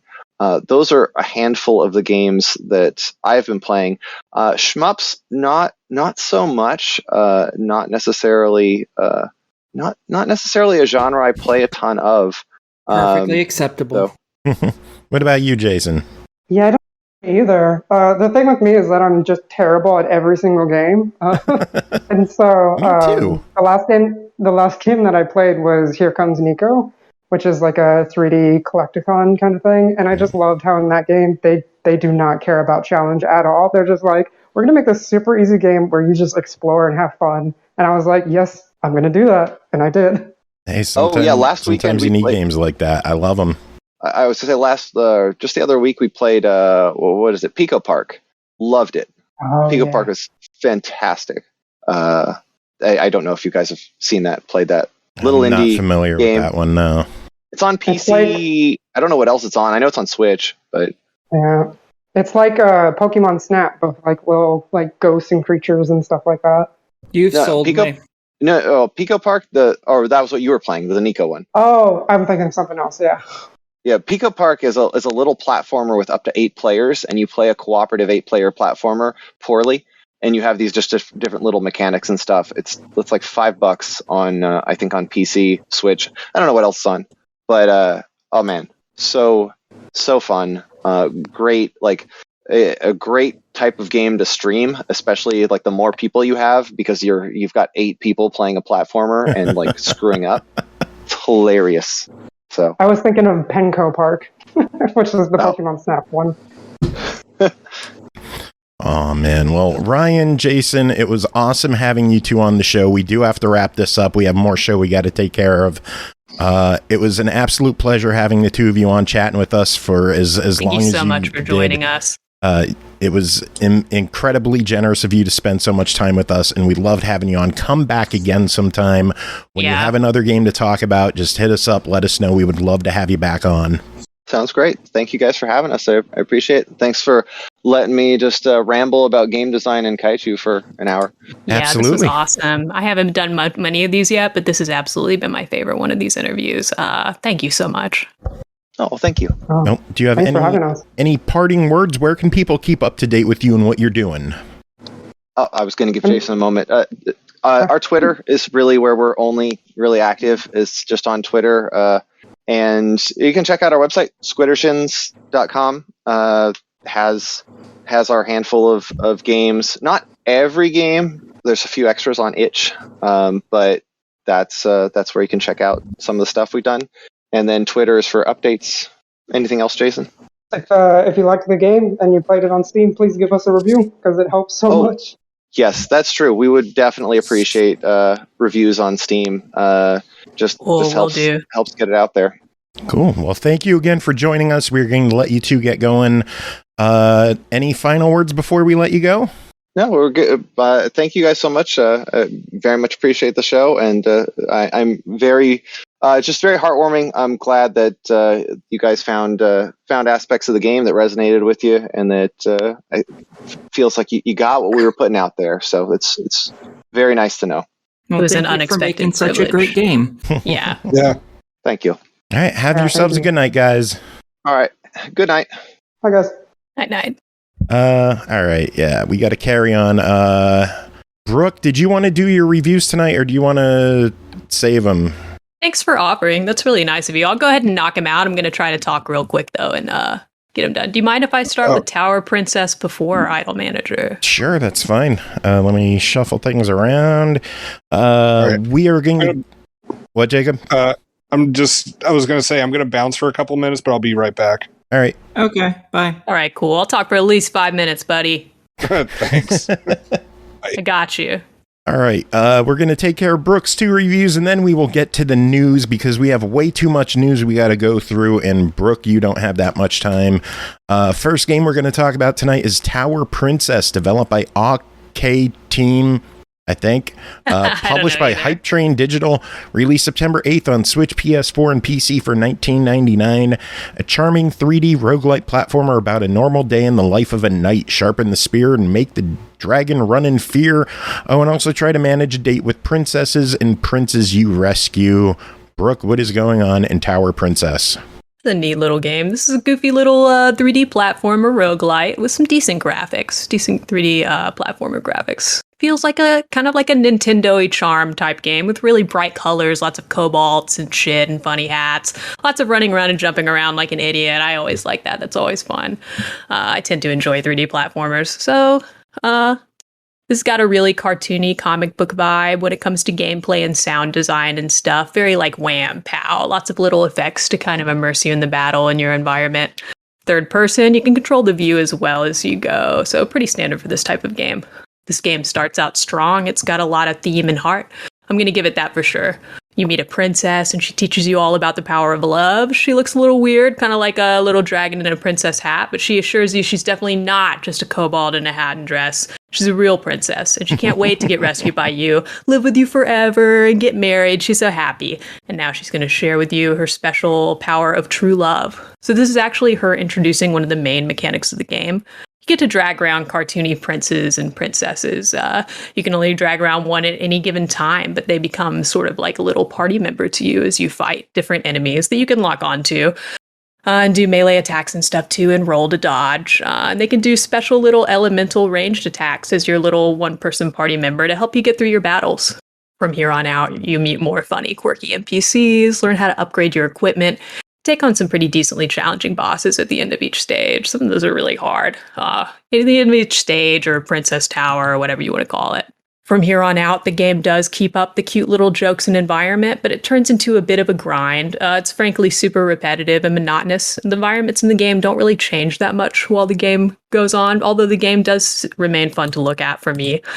This is arguably more monotonous of the average game like this, and you're not going to get a ton of visual or gameplay variety out of this one as you progress after you play the first couple hours. Another small complaint I have is it's just not super well... I don't know what to call this, like super well designed as far as like if you try to lock onto something, you can reliably lock onto it. If you have to jump or hit something, sometimes that jump or hit doesn't work too beautifully because this is definitely no Elden Ring hitbox porn type game, and it's not trying to be. But yeah, I know that's a little short of a review, but all in all, I would give this a try it. Because I think it's about $20. Am I right on that price? It is $19.99. It is currently on sale for $17.99, but obviously we don't know how long that sale is going to last. It could end tonight for all I know. But $20 on it. Your thoughts?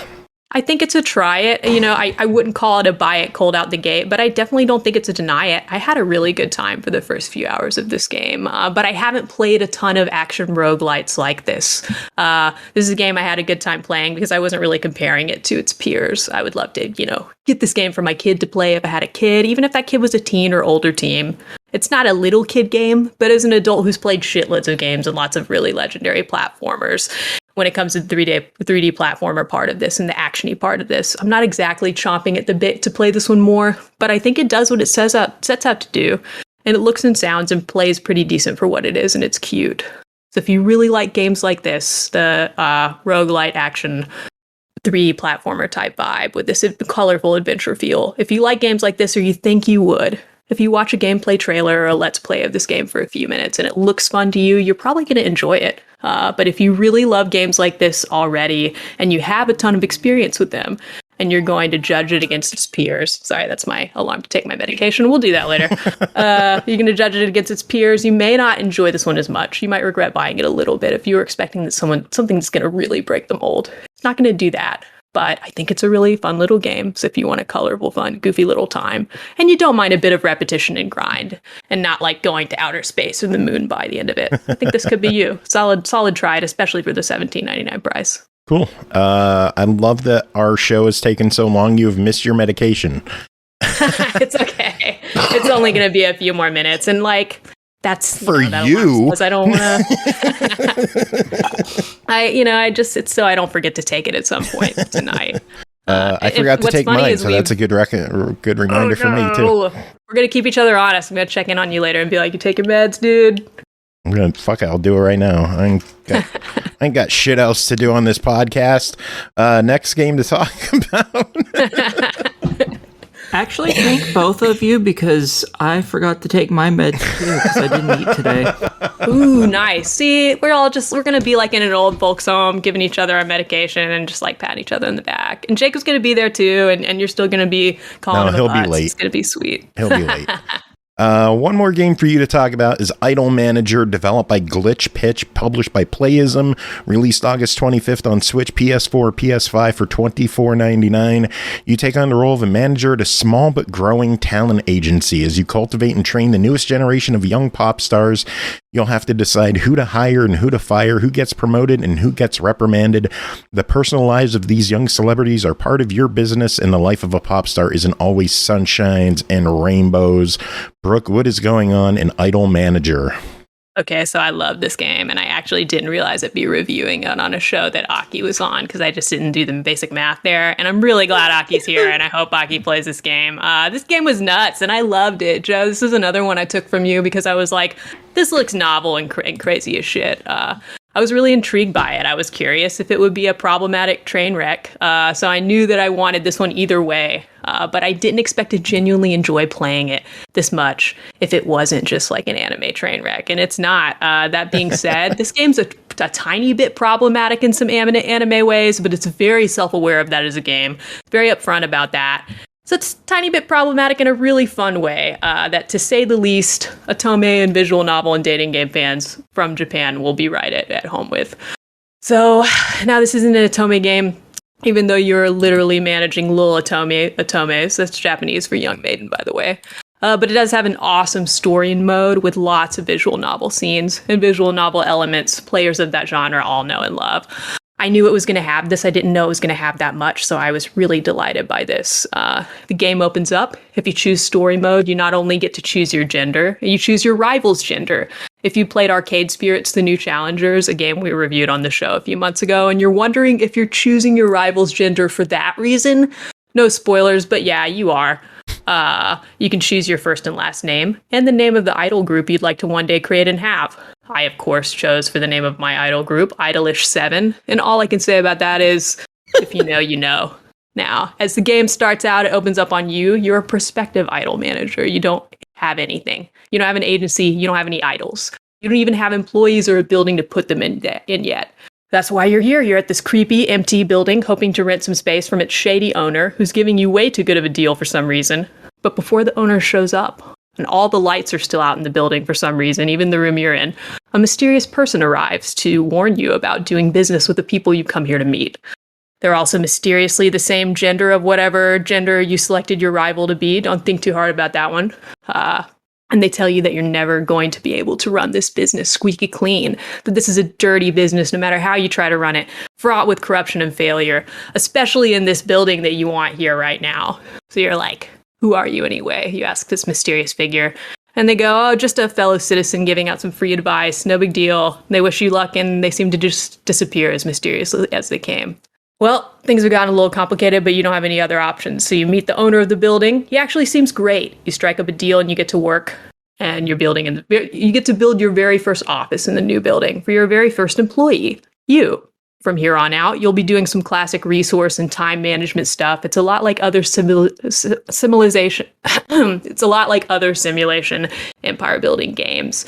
Even like The Sims or something, where there's a fast forward button and a play button and a pause button when you're doing these tasks that take up time.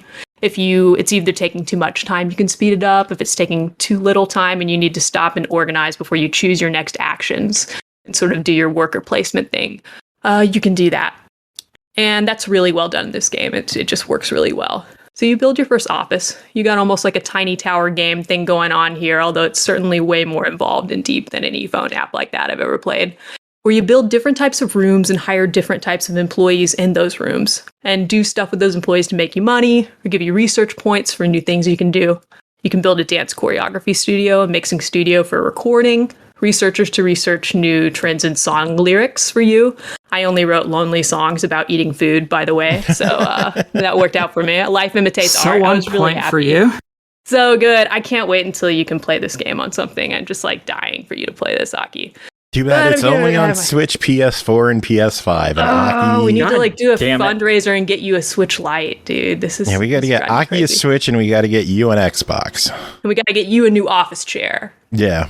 But yeah, anyway, I'm getting ahead of myself here. The first thing you need to do in this game is hire some idols to manage.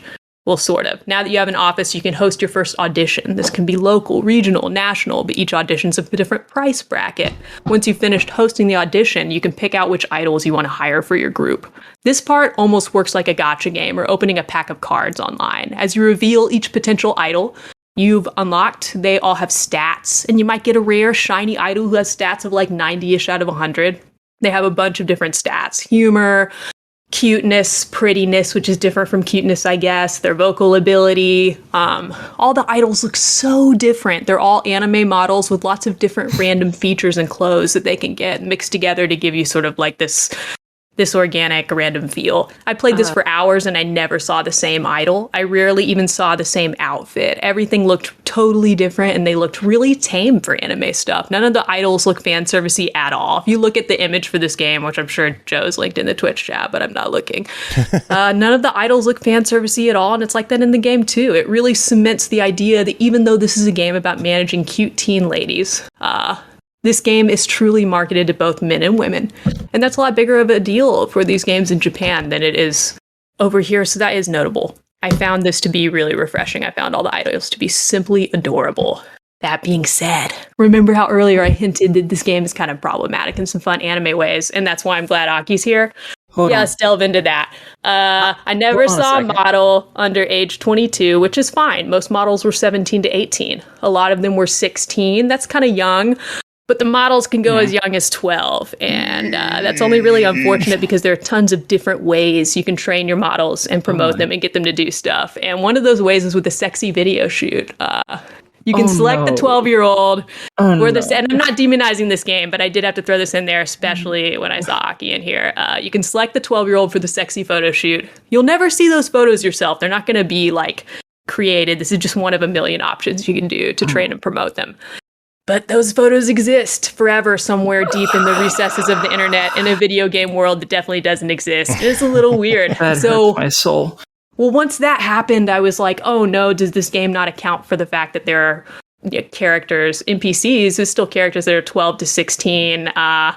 So how does this work? It definitely does. It's definitely accounting for that. It's interesting because the photo shoot thing made me think that like everything's fair game.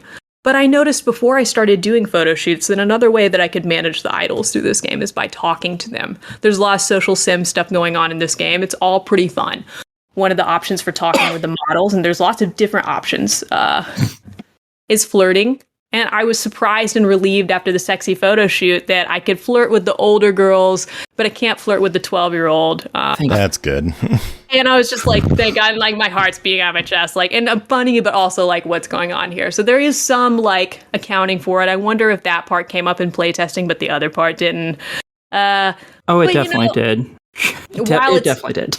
it's easy to make fun of this stuff, but it's not too weird for me. It's funny on paper, but I'm kind of used to this stuff because I'm a huge weeb, and I'm used to this shit. And I know to an extent Aki must be as well, but it is laughable, and this game has a lot of on the nose humor, and I wonder if that's kind of part of it for them, but it's a little unclear. I have a question for you. I'll go for it. Was that the most problematic part, or is there other problematic parts? Because I am very familiar with Japan and its idol stuff. Well, So this I is know a only lot a of- T-rated game, so it can't get too crazy, I guess, Yeah. content-wise. And Okay, it doesn't. good. That's really the only two things I noticed, and I thought they were really funny, and I had to bring them up, even though I'm not saying that don't get the game for it. I do think some of this is par for the course of this sort of thing, but Also, if you want to know the difference between the pretty and the cute thing, cute is basically Mo. okay. So that's why it's there, because you can be very pretty and still be very Mo. You know, and that that's makes a probably lot what of it was. sense, especially knowing this is a Japanese game and applying what you're saying to anime tropes and shit. That actually holds up. So Yeah.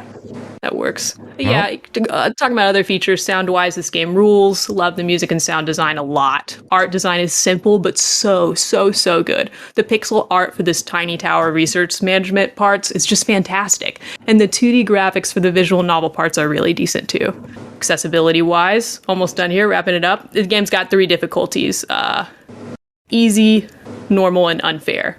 And they're like, you should probably play it normal. You need to have a challenge. And I think all of those difficulties, they each have a purpose, but they recommend normal in your first playthrough. And I couldn't agree with that more, even though I'm always tempted to put my shit on easy mode.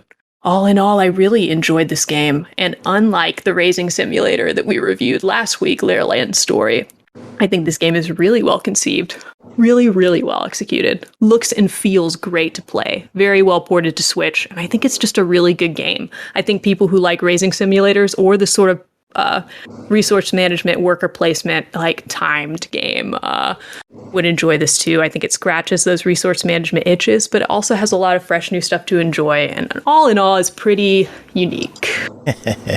Well, it's $24.99. What's your verdict? Yeah, I have it in my notes that if Joe says this is under $40, this is a buy it. So that's a buy it. That's a buy it from me. I loved this. I like how no one checks the price before the review.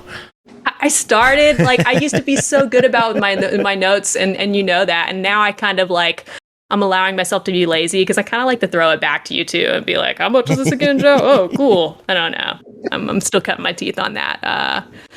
Jacob's like, how much is it? And I say the price, and he's like, oh, fuck. I figured it wouldn't be I've been there for that too. I figured it wouldn't be 40, but that's a good thing to pop in my notes too. I don't think everybody would play $40 for this game, but if I played this game for a couple hours, I'd pay $40 to keep playing it. And I think that's a testament to its quality, especially if for other games tonight that it may go unnamed, I'm shaky on whether it's $17.99 worth it. So I think this is a good one. All right. Well, Brooke, that is it for you. We will let you get going. Cool. Well, this was fun, you guys. I'll talk to you soon. Don't go easy on Jacob, okay? He was friend zoned recently. Brooke, Right, any final words? Nah, I think that's as good as I'm going to do in that department tonight. But thanks for letting me do the interview with y'all. That was really cool. Those guys are really cool. It went so much longer than I thought it would. And it was a word. There's so much news we have to go through. You're welcome to be on all interviews. You do them so much better. Well, if Aki says that, then I'll be here for the next one. All right. Night, you guys. I'll talk to you soon. Have a good night, Brooke. Okay. I didn't mean better than you, Joe. I meant better than everyone else. Okay. I was going to say, I'm actually half okay at my job. News. Fuck news. Ubisoft. Aki, hit us up with the Ubisoft. Ubisoft Forward event went on. Give us all the details. Okay, so the abridged version, because we don't have, I don't want this to be 4 hours. But it could be so much more than 4 hours. No. Please no. Please no. No. Okay, so they announced the proper name for the new Assassin's Creed game. It's Mirage, and it's exactly what everyone was expecting. It's set in Baghdad. You play as Basim, who's the guy who's been in the past 2 games, I believe. And they also had a trailer that was shown recently. I think it was on Tuesday, I believe, which hints that it's going to be very much like the first Assassin's Creed game in how everything is moving about, which is really nice because I really like that one. They announced a couple other mainline Assassin's Creed games. There's Assassin's Creed Codename Red, which is based finally in feudal Japan. Where in it? Who fucking knows? But you play as a ninja. And sadly, there's not a lot of people apparently willing to work on that one because of who the head is. So that boy. Sucks. Yeah, he was known as one of the problem people. So no one's wanting to join in that. And the other one was Assassin's Creed codename Hexe. I think is how you pronounce it. It's a German word. And people believe that it's going to be set during the 30 Years' War in Germany during the witch trials, based on the very small amount we see in the trailer, because it's like a 30-second fucking trailer. And then there was also a fucking mobile game called Assassin's Creed codename Jade. It's going to be set in ancient China. Again, who fucking knows when. And it's, who cares? It's a mobile game. Fuck it. They are giving the. I like how you didn't do this in order of the show. You just like. Oh no, I'm no, fuck that. I don't care about the order of the show, to be honest. I don't even know what it came in. I didn't watch it. Then they. Yeah. Then they have the last free DLC for Assassin's Creed Valhalla, which is basically just an epilogue for the game, more or less. At least it'll be free. Yeah, which is great. I'm surprised they actually needed to make it. I assumed there was an epilogue in the game. I haven't finished it yet. They did a Skull and Bones trailer that showed off some ship customization and stuff. Whatever. They're bringing Trackmania to consoles with cross-platform play and cross-progression, which is awesome for people who like that. I've never played one of those. Trackmania is fun. All right, there you go. You have something to look forward to. Just Dance, free to play, but with premium stuff, new content every 3 months. And all the PC tracks made by the community will be available to consoles on day 1. So there will be a lot of content for Trackmania. Very nice. Just Dance 2023. No one cares. Getting a holiday release. I didn't even know they made those fucking things anymore. Yeah, they are like money generators for Ubisoft, the Just Dance games. Jacob, you have them, don't you? Which ones? The Just Dance games. Yeah. Any of them. Yeah, we've been reviewing, my family and I have been reviewing the last 2. Huh. See, there you go. For some reason, I thought they stopped making those in, the early 2010s. Nope. Nah, a lot of those dance, you might be thinking of, Dance Central. I think that went away. No. I wouldn't be able to tell you the difference between any of them. But, a lot of them now, because, Kinect, doesn't exist on Xbox Series X, you have to use, your phone. To do it, or if you're using the Nintendo Switch, then you just use one of the Joy-Con controllers. Okay. And then they showed some gameplay for the mobile Rainbow Six game, i.e. no one gives a shit. Then they talked about The Division Heartland. They're going to get another testing phase for another beta. Cool. I mean, it's The Division. Yeah. If you like The Division 1, you like The Division 2, and you're going to like this one because they're all the same fucking game. Don't tell Cole. She knows it. She just denies it.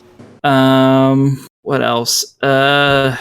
Mythic Quest 3 has a new sneak peek, i.e. bunch of nothing. Oh, what else? Trying to go along the notes here with what you're saying, Rocksmith. They said there was no real news. Rainbow Six Division Resurgence, another mobile game. There you go. Mobile games. Mario Ubisoft and Rabbids. Ubisoft has decided to waste a whole bunch more of their money by creating yet another live-action Assassin's Creed thing, even though literally all of them have failed because they're terrible. This one's going to be a Netflix TV show. Might be a little better. I still think it's going to crash and burn because it's still a live-action Assassin's Creed, and none of them have been good. And yeah, I think that was really all that was even remotely worth covering. Yeah, there was some stuff on For Honor. The Crew 2 is getting some new content. Brawlhalla is getting Alucard and Simon Belmont from Castlevania, which is an interesting crossover. Riders Republic is getting BMX stuff, and Season 4 is out now. But yeah, that's basically the Ubisoft conference. Jacob, any thoughts on the Ubisoft conference? No. Good. Next up was the Nintendo Direct. Fuck you. I'm really sad that the head of the Assassin's Creed Code Red is the head of that, because I really want people working on that, because that's the game I want. I've wanted to be in feudal Japan just like everyone else for forever, and I'm really bummed that no one seems to want to work on that one. And I'm just like, just fucking remove him and put another head in there, please. Just, I want it. Just get people to make it. Please, please, I beg you. That's it. So yeah, Nintendo Direct. A lot of stuff happened at the Nintendo Direct. They kicked off with Fire Emblem Engage. It's releasing January 20th. After that, they showed off It Takes Two, which is getting a Switch port November 4th. Very nice. They announced Fatal Frame Mask of the Lunar Eclipse is getting a release next year. They also confirmed it will be hitting Xbox and PlayStation as well, so that is good news. I can't wait for that. I am so stoked for that. Yeah, Xenoblade Chronicles 3 Wave 2 DLC was announced for October 13th. SpongeBob SquarePants The Cosmic Shake is confirmed for the Switch and will be releasing next year. Jacob, are you excited for that one? I mean, if it gets an Xbox release, yeah. But yeah, it should be. Yeah, I mean, put me down for it. Fitness Boxing Fist of the North Star. Yes. Yeah. Holy shit. Wait, they're making a port of that? Fitness Boxing Fist of the North Star is coming to the Switch with boxing drills and boss battles releasing March 2023. That's so awesome. I need it. Awesome. Yeah, Oddballers. I used to play the Fist of the North Star arcade game that they had at the mall in Wilkes-Barre. I never got to play any of the Fist of the North Star games, and I've always wanted to. Have you ever seen like those boxing arcade games where it's like there's like 6 targets that you have to punch, like 3 on like the left side, 3 on the right side? Yeah. All right, so he's tossing Fist of the North Star, and then like at the end of each fight, you have to do like that. Like you have to do that. I approve so hard. Yeah, like you have to like you have to hit it like 70 plus times. And that's what I want. I was able to do the easy and medium ones, but the hard boss I was never able to beat. But yeah, that game was fun as hell. So yeah, I definitely am excited about this now. I don't think this is that game. Shut up. We can dream. I'm sure they're still going to have you punching stuff with the Switch Joy-Cons in your hands or something. Yeah, this is Fitness Boxing. This isn't... Yeah. That's all the show is punching things, so it's fun. Yeah, but there's like a series on the Switch, Fitness Boxing. Oh my god. No Oddballers is a game full of mini-games with 6-player local and online play, which is coming next year. Tunic is getting a port to the Switch on September 27th. Very nice. Front Mission 1, 2, and 3 are all getting remade for the Switch. Front Mission 1 will be in November, Front Mission 2 next year, and 3 sometime in the future. Story of Seasons of Wonderful Life is coming to the Switch in summer 2023. Octopath Traveler 2 was revealed for the Switch, coming out February 24th, 2023. It was also confirmed for PlayStation, not for Xbox. So let's look at this. Of course not. Octopath Traveler 1, available on Xbox. You can't get the sequel. Octopath Traveler 2, available on PlayStation, can't get the first game. What the fuck? Money. I was going to say it's a conspiracy to sell more consoles. It's just stupid. Like, Square is pissing me off with these fucking announcements. But Fae Farm is a farm sim RPG with 4-player local and online play, launching spring 2023. They announced Theatrhythm Final Bar Line, a rhythm game based on Final Fantasy songs, releasing February 16th. They're going to have DLC from games like Live Alive, Octopath Traveler, and more. Was also confirmed for PlayStation, not for Xbox, because fuck Square. You're still going to buy it, so it doesn't matter. Oh, I'm not. Really? I'm not. shocked. I figured this would be totally up your alley. It is, but I'm not going to support them ignoring Xbox. I'm not. I'm just not. I'm done with it. Very nice. I don't play my PlayStation or Switch enough to justify it. I just don't. So. Oh, I'm surprised you don't play your Switch more, to be honest. I need to play it more. I just got Live Alive, and I want to play that. So. New gameplay trailer for Mario and Rabbids Spark of Hope, which is coming out October 20th. Rune Factory 3 Special is going to be hitting the Switch next year, and the next Rune Factory is now in development. And then they announced a bunch of games coming to Nintendo Switch Online over the next couple of months, with Pilotwing 64, Pokemon Stadium 1 and 2, 1080 Snowboarding, Excite Bike 64, Mario Party 1, 2, and 3, and fucking GoldenEye coming to the Switch. Oh, like the remake that they're making, or the original? The original N64 GoldenEye is getting released on Nintendo Switch Online. Is not the remaster or whatever they've been making? No, that not coming to Switch? Coming to Xbox. Oh, I figured that was coming to everything. Okay. No. This, don't forget that Microsoft owns Nintendo is not going to help release something onto Sony. Yeah. And then again, they did do Wonderful 101. So, yeah, it's interesting. GoldenEye is coming to the Switch, and they're doing an enhanced version for Xbox. It is going to be hitting Game Pass.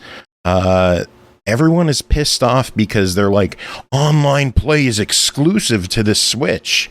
And everyone's thinking that it's like a game feature when it's the actual emulator feature. It's not a special game version that is getting online play.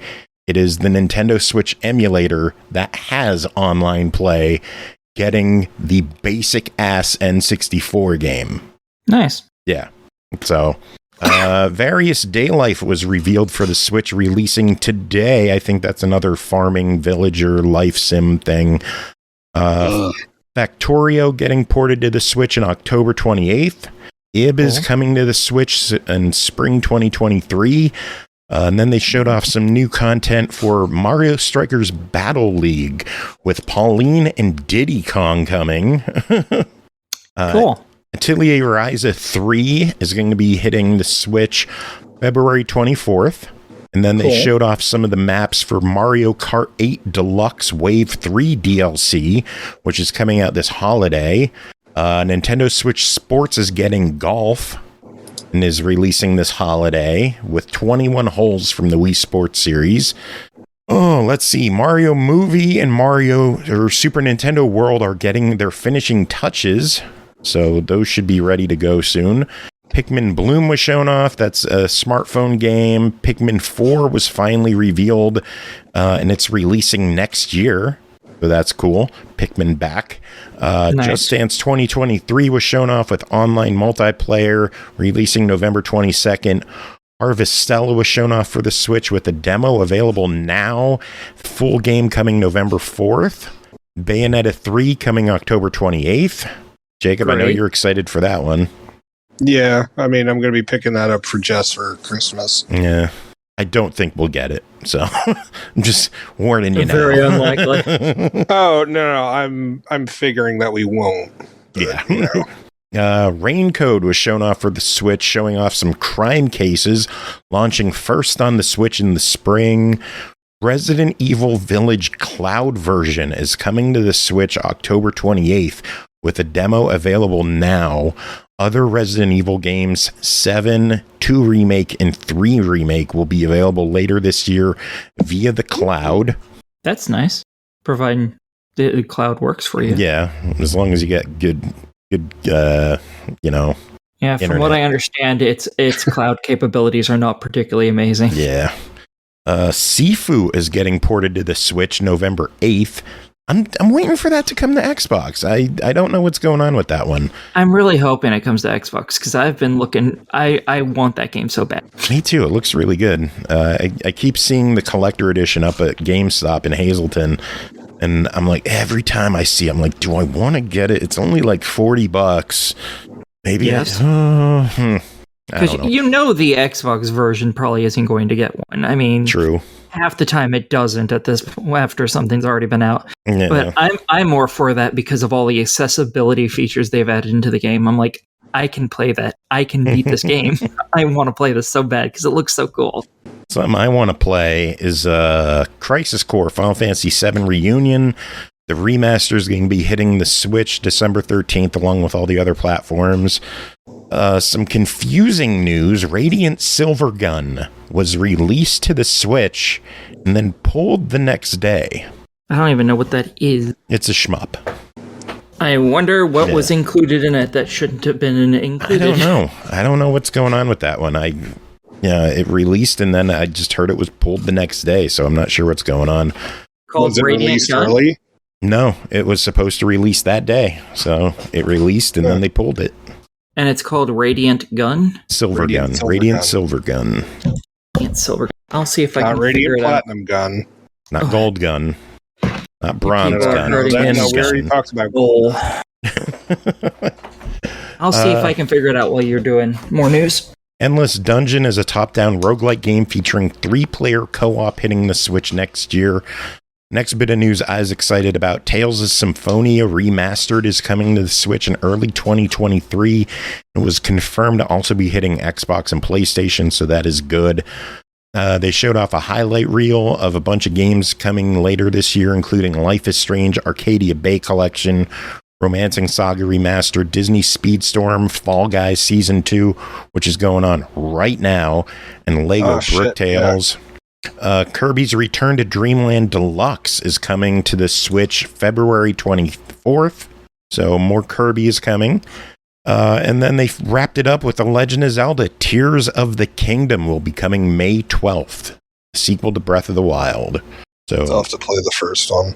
Okay, from what I'm seeing, Radiant Silvergun wasn't supposed to come out in the US at that. Weird, because it was in the supposed to come out everywhere else. Yeah. But apparently it wasn't supposed to be out in the US, in North America, yet. Yeah. I don't know. Anyway, PlayStation State of Play. That's right. More fucking conferences. Tekken 8 was shown off. No release date, but that should be hitting all major platforms, I would imagine.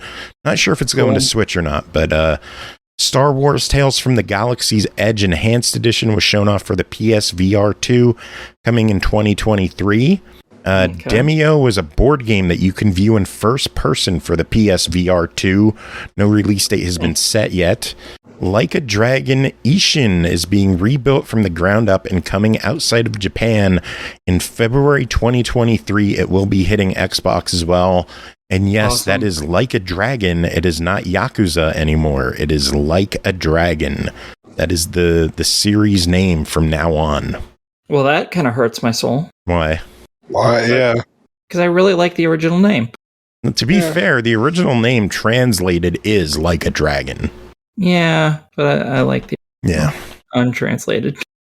Showed off some new content for Hogwarts Legacy coming February 10th. Pacific Drive is Survive a Ride from Hell to PSVR 2 in 2023.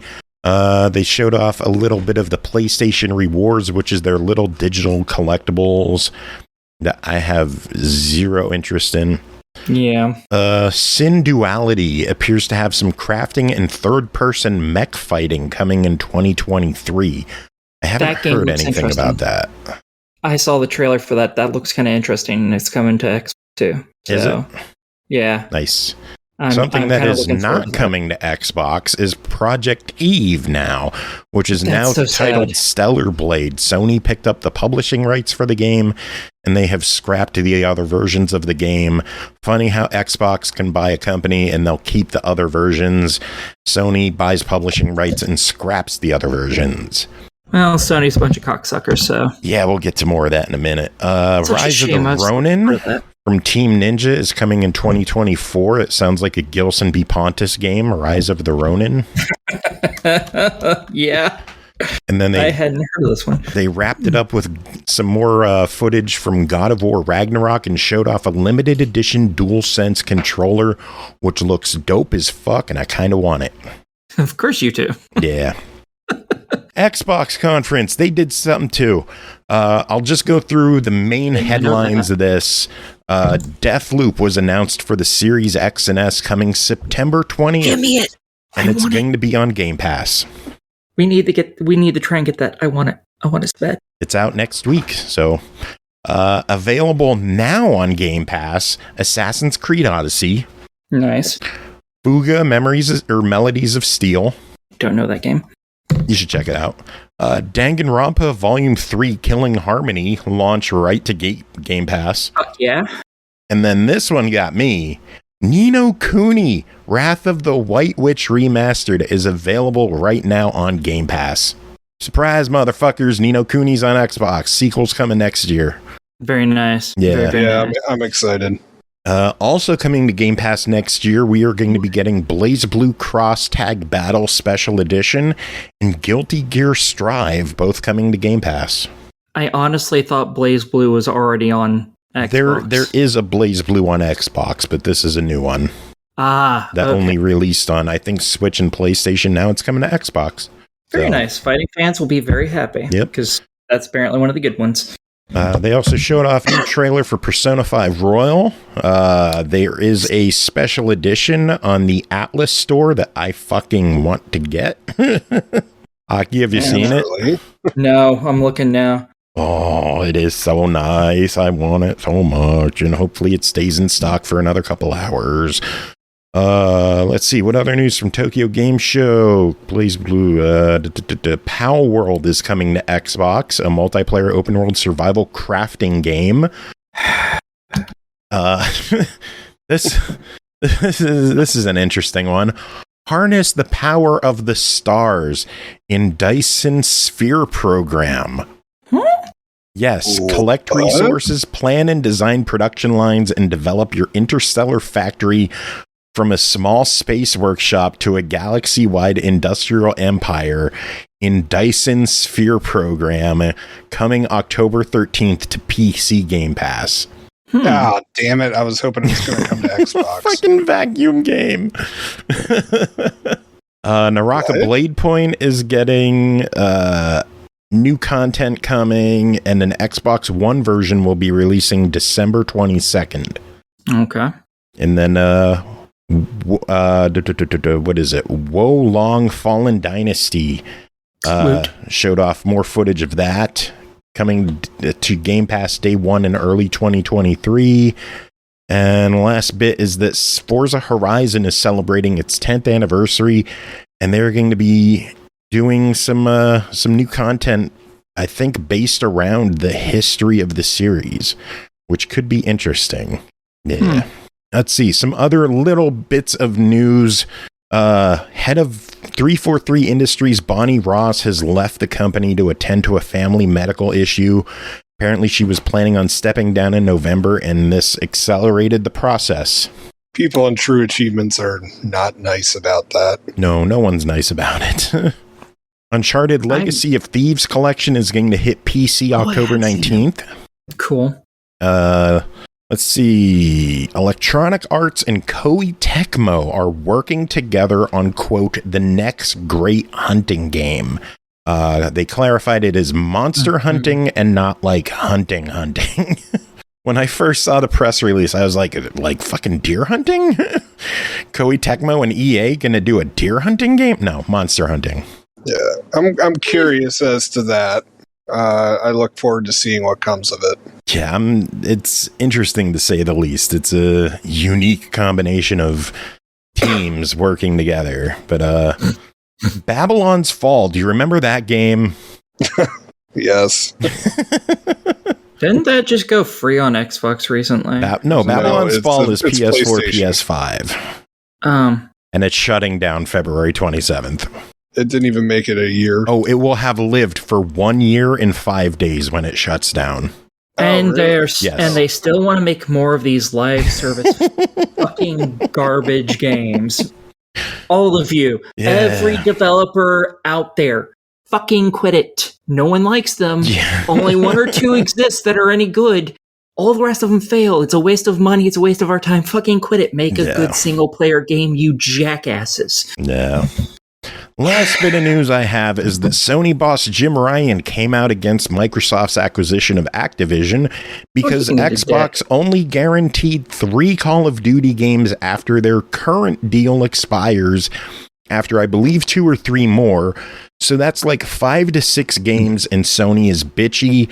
I mean, I'm so glad that we can play Final Fantasy 16 on Xbox, or Spider-Man, or Wolverine. Or 7 Remake. I'm still pissed off about that.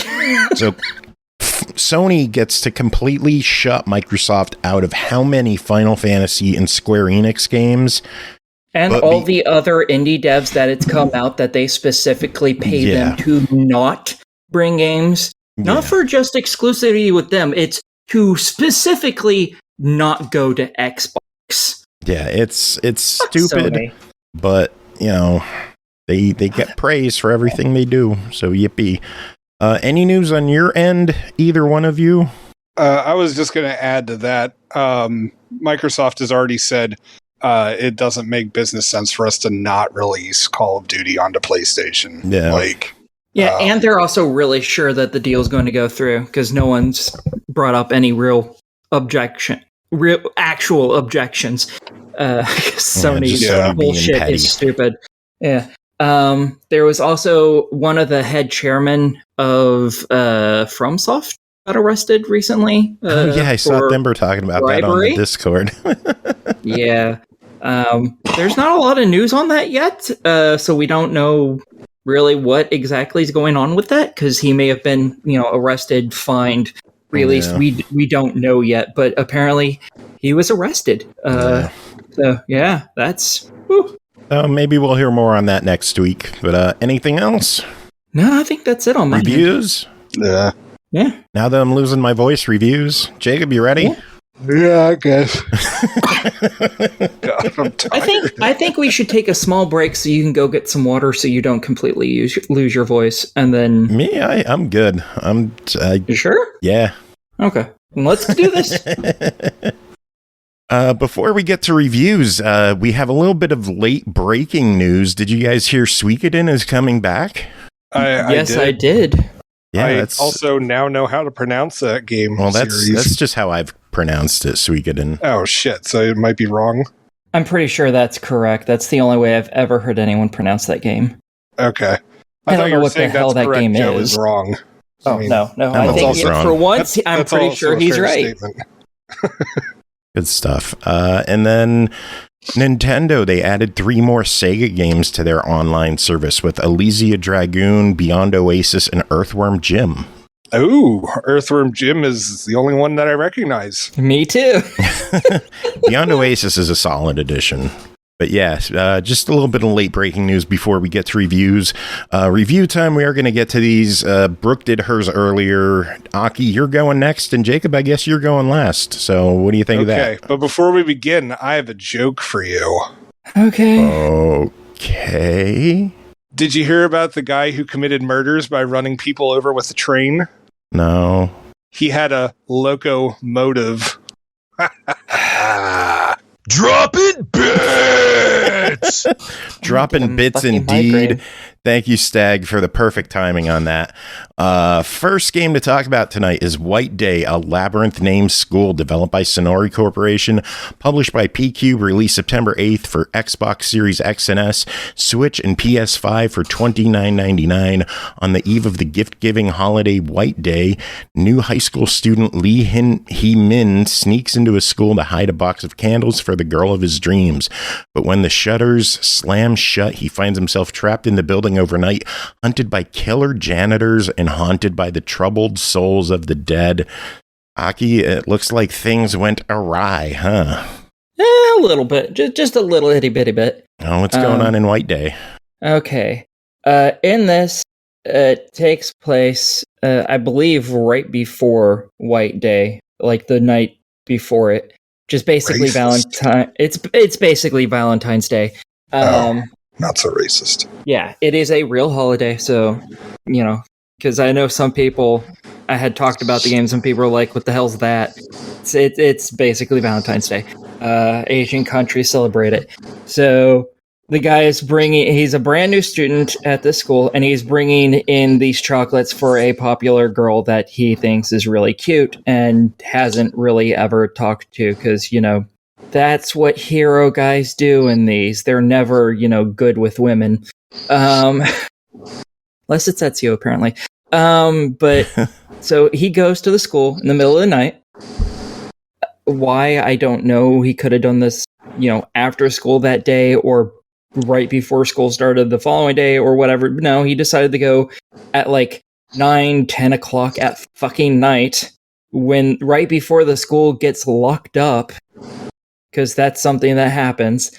And he goes there, and he ends up finding a couple other students there that are doing, he doesn't fucking know what they're doing, honestly. They're just there doing stuff.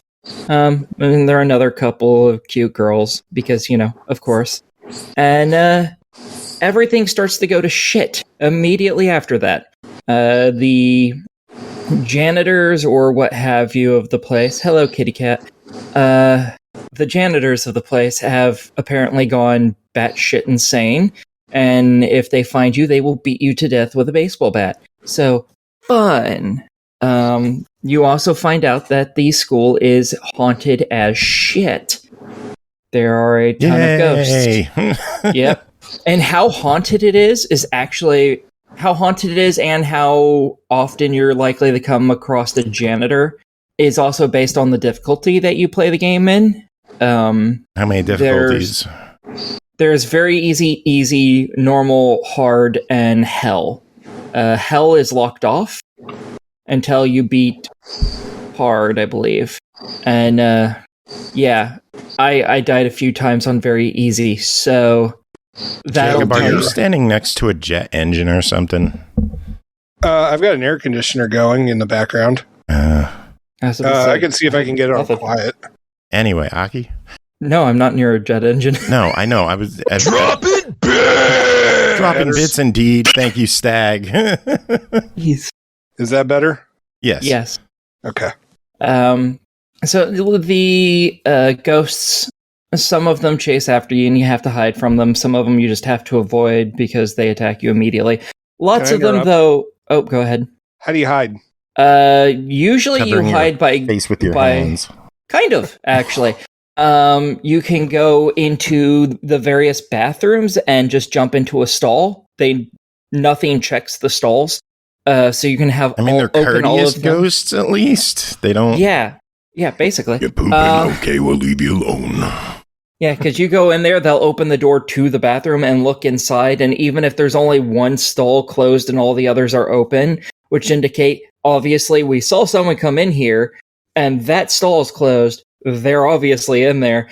They just look around, they're like, well, we don't actively see the person, so obviously they're gone. We're only on the third store. Perhaps. I don't know. Even the janitors do that. It's very nice. You can also, if you're in a room, you can hide behind different objects like desks and stuff. Your character will crouch down really low and get behind them and only peek their little eyes out. And apparently the janitor swinging the light over, 3 rows of fucking desks. They don't see your fucking half of your head sitting up above the desk. But those are really the only two ways to hide. Usually you're wanting to just outrun people and get to a different floor. That way because eventually they just give up because you get far enough away from them. They're like, I can't find them anymore. And they just go back to their patrol. Because again, AIs aren't very amazing. But most of the ghosts aren't particularly dangerous. They're just where they are. Like you often see this in Asian countries, but like the haunted skeleton and stuff where it's one of those mannequin things that has all the organs in it that you can remove and stuff. It's all made out of plastic and shit. Mm-hmm. In almost every Asian school, there's a fucking rumor that there's a haunted one of those. Oh. Not dangerous. It just moves around. That's all it does. Oh.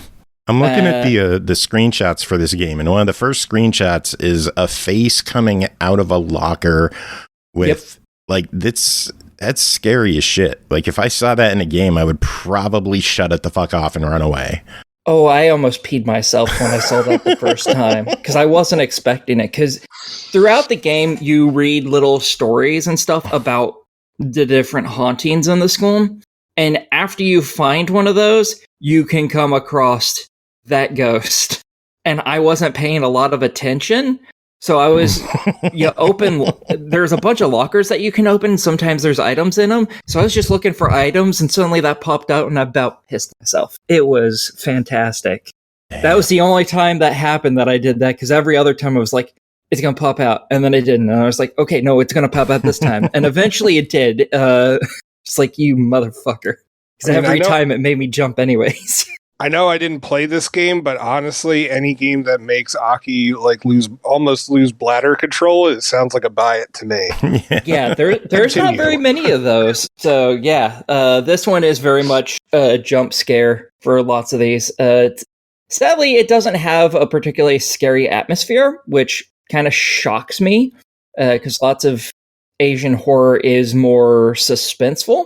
But the jump scares work. They work really well. And yeah, basically you're just trying to figure out the hauntings of the school, and occasionally you interact with one of the girls, including your crush, who also happens to be in the school, and it has little choose your own adventure at that point by how you choose to interact with the questions they ask and so on and so forth. It can make different girls like you or hate you and involve certain ones more than others in the story.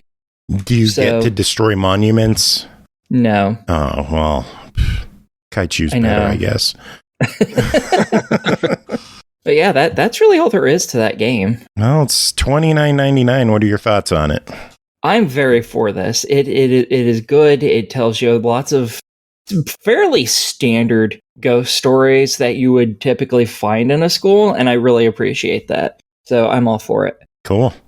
Next game to talk about is Zero Escape, Zero Time Dilemma, developed and published by Spike Chunsoft, released August 31st on Xbox One, Series X and S, and Windows 10 for $19.99. 9 participants awaken in an underground facility, imprisoned with a strange black bracelet on their wrists. To escape, they must play a game with deadly consequences. The rules are simple. After 6 people are killed, the escape hatch will open. Who will live and who will die? The choice is yours. Let the decision game begin. Aki, what is going on in Zero Escape, Zero Time Dilemma? Okay, this is technically the third main game in a series, but it is chronologically number 2, because of course they had to make it confusing. And how to explain this? It's so fucky. Basically, this game is all about traveling through different possible universes, I guess. Because this is a game where you're going to hit dead ends, and then you're going to have to go backwards to a prior area and continue a story in a different way. There's lots of branching paths in this based on choices you get. There's not a lot of gameplay to this. I'm going to tell everyone straight up right now. This is mostly an interactive movie, which I'm fine with. It's basically a visual novel, except for I don't have to read it, which is great. And you don't have a singular protagonist in this. Instead, all these people are put into groups of 3. So there's 3 groups of 3, and each one has a leader, and you get to play as each one of those leaders depending on the choices you make through the game. And the thing is, in order to get to any of the endings, you have to play a lot of the game. Because the whole point is, you reach a dead end here, now you have to go back and try a different pathway, and maybe that will give you an answer you need for that first dead end, and keep moving between the different people, going all the different paths in order to actually finish the game. It is very much one of those, and it's very confusing because one of the concepts of the game is humanity has started developing the ability to basically take their mind out of their body and chuck it through time and space, through the infinite possibilities of the universe, and go into a parallel body with all the knowledge they have in order to make better decisions so they don't get themselves dead. Interesting. Yeah, it gets very complicated because they try to explain it and they do a fucking terrible job, and it's all timey-wimey bullshit, and I hate it. But how's the game, though? Is it fun? Are you... Oh, yeah. I very much like the game, other than the timey-wimey bullshit trying to be explained, because they're not good at that. But everything else is really good. No one can ever explain time shit well. I just... No, not at all. It never makes sense. Yeah, they really need to just stop doing that. Like, if you're like, okay, you're going to a parallel universe, that is all you need to explain. When you try to explain it more than that, you always do it poorly. Just stop. But there are occasional sections where you actually have gameplay, and they're usually, you're set in basically the center of a room, and you can spin them around, and it lets you zoom in different areas to interact with things or find items, and they're usually just puzzle rooms that you have to figure out how to do this, that, and the other. Like, there was one where you have to figure out how to start up a nuclear reactor, basically, and then shut it down real quick, because you don't know how to start up a nuclear reactor, shockingly, being a bunch of average people. So... And all of the things are like that. Some of them aren't as severe as that one clearly is. Like some of them are just escape the room. You're locked up in a pantry. You have to find a way to escape because everything's made out of metal in this place because it's a nuclear fallout shelter, basically. So everything's made out of metal. You can't break any of the doors down or anything. So you have to figure out whatever a puzzle is to open this, and there's lots of dead ends where it's literally a dead end. You've gone and fucked up, and now your brains are blown out, or whatever. Right. And all the characters, the different pathways tell you more about each of the characters on your team for whatever team you're playing as at that moment. And there is a number of good endings where, people get out. Well, don't say what any of the endings are. There's too many. I couldn't tell you what they all are. I think there's a true ending. I think the true ending is where everyone gets out, but I don't know if that's considered the canonical ending or not. No, the one that is the one where you all go back in time, shoot Abraham Lincoln, and save Christmas. I approve of that. I don't think that's in the game, but I approve of that anyways. It's DLC. Well, even without the Christmas DLC, the game's $20. What do you think of it? I am very for this. However, you should all know that lots of this has a lot of information from the prior 2 games, which is the other Zero Escape game. It's 2 games in one. It has a lot of information from that helps you understand some of the stuff this is going through, even though this takes place between them. So you might want to play that one first. It still deals with the timey-wimey bullshit, and I don't think it explains it any fucking better, but it allows you to understand some of these characters more, because some of them are from the prior games. Cool. But yeah. I was going to say, the first game, or the 2 games in one, however you want to call it, that is on Game Pass. Yep, so is this one, I'm pretty sure. I'm pretty sure both of them are. Oh, well, splendid. Yeah, these are both long games, though. I don't believe the new one's on Game Pass. Really? Drop it, Maybe it's bitch! coming to it. I don't think so. I think it's just a new We'll release. just crush all of our dreams. Yeah, That's a shame. Just fucking buy a game for once. Joe, how many hours have I been playing this?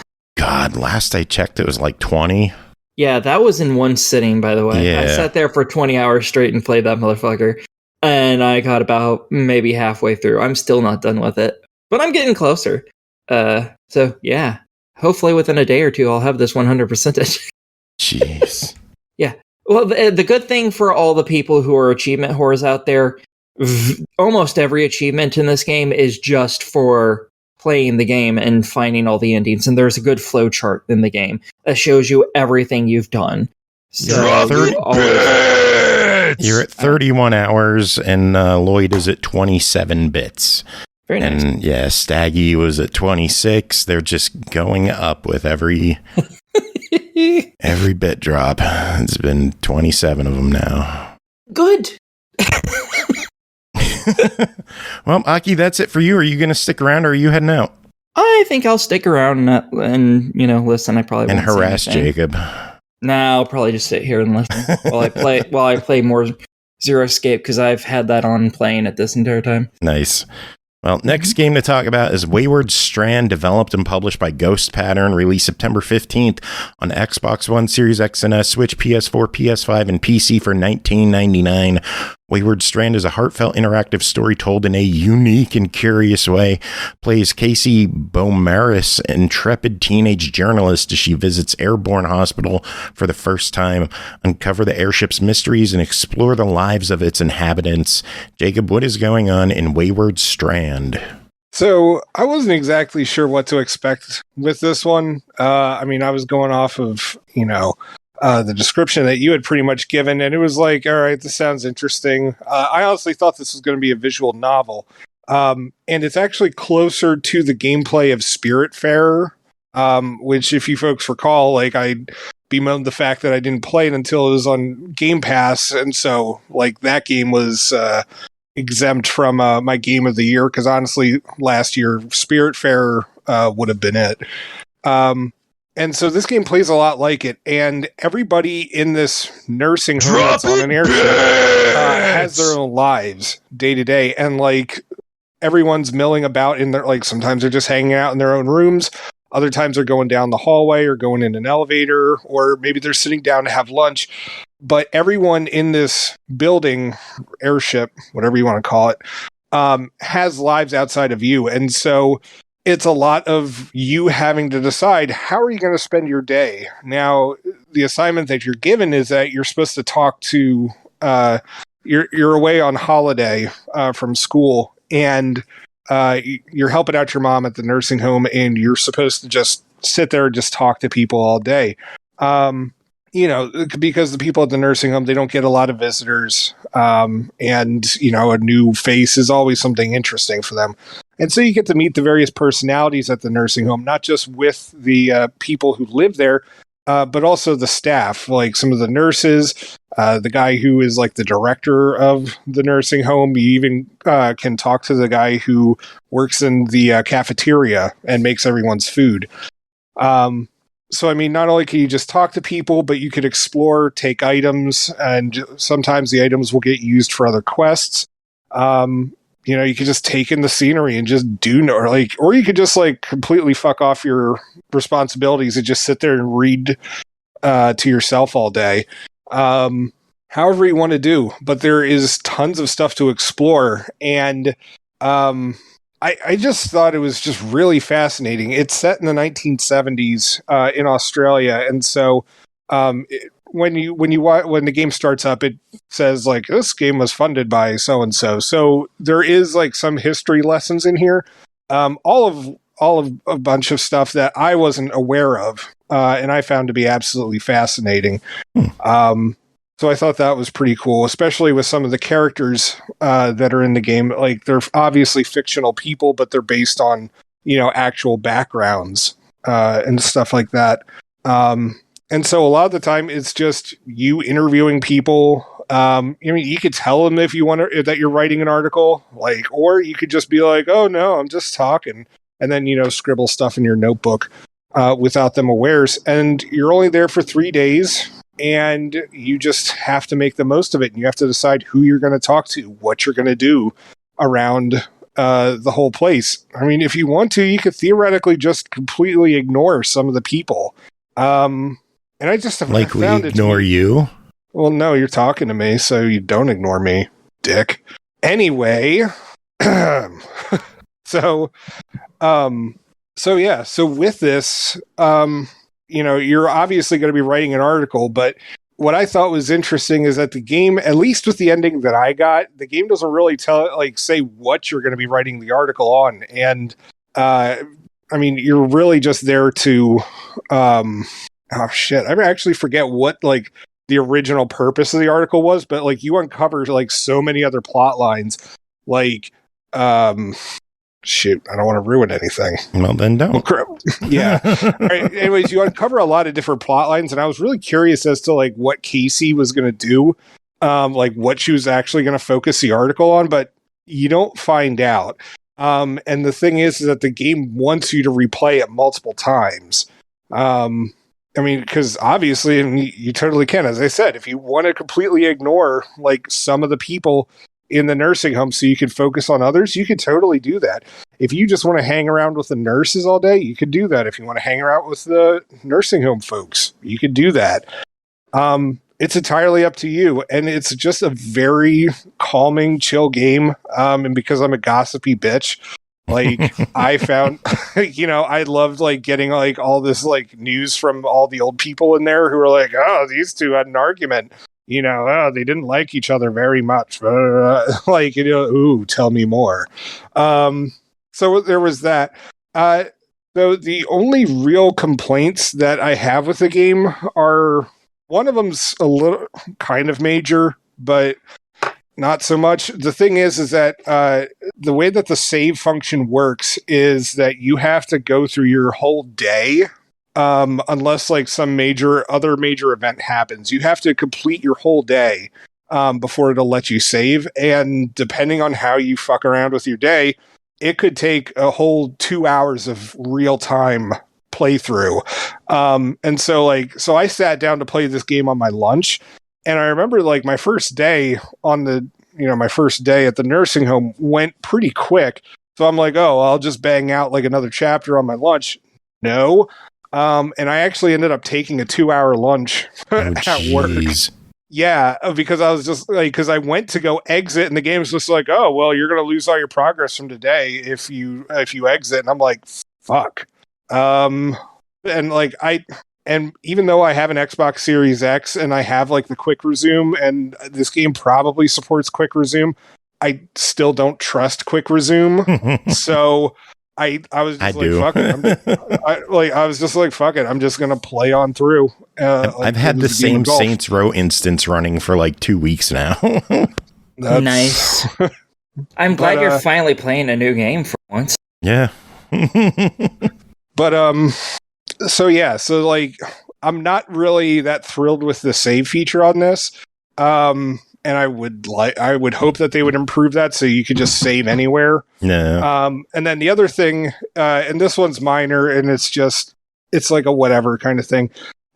Because of the animations of how people are sitting and stuff like that, and because you're interacting in an environment that is always moving, even if you're not interacting with these other people, they're off doing their own shit.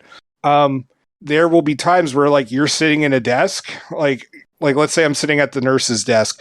One of the nurses comes by, and because they're supposed to be sitting in that chair, they'll just sit right on top of you.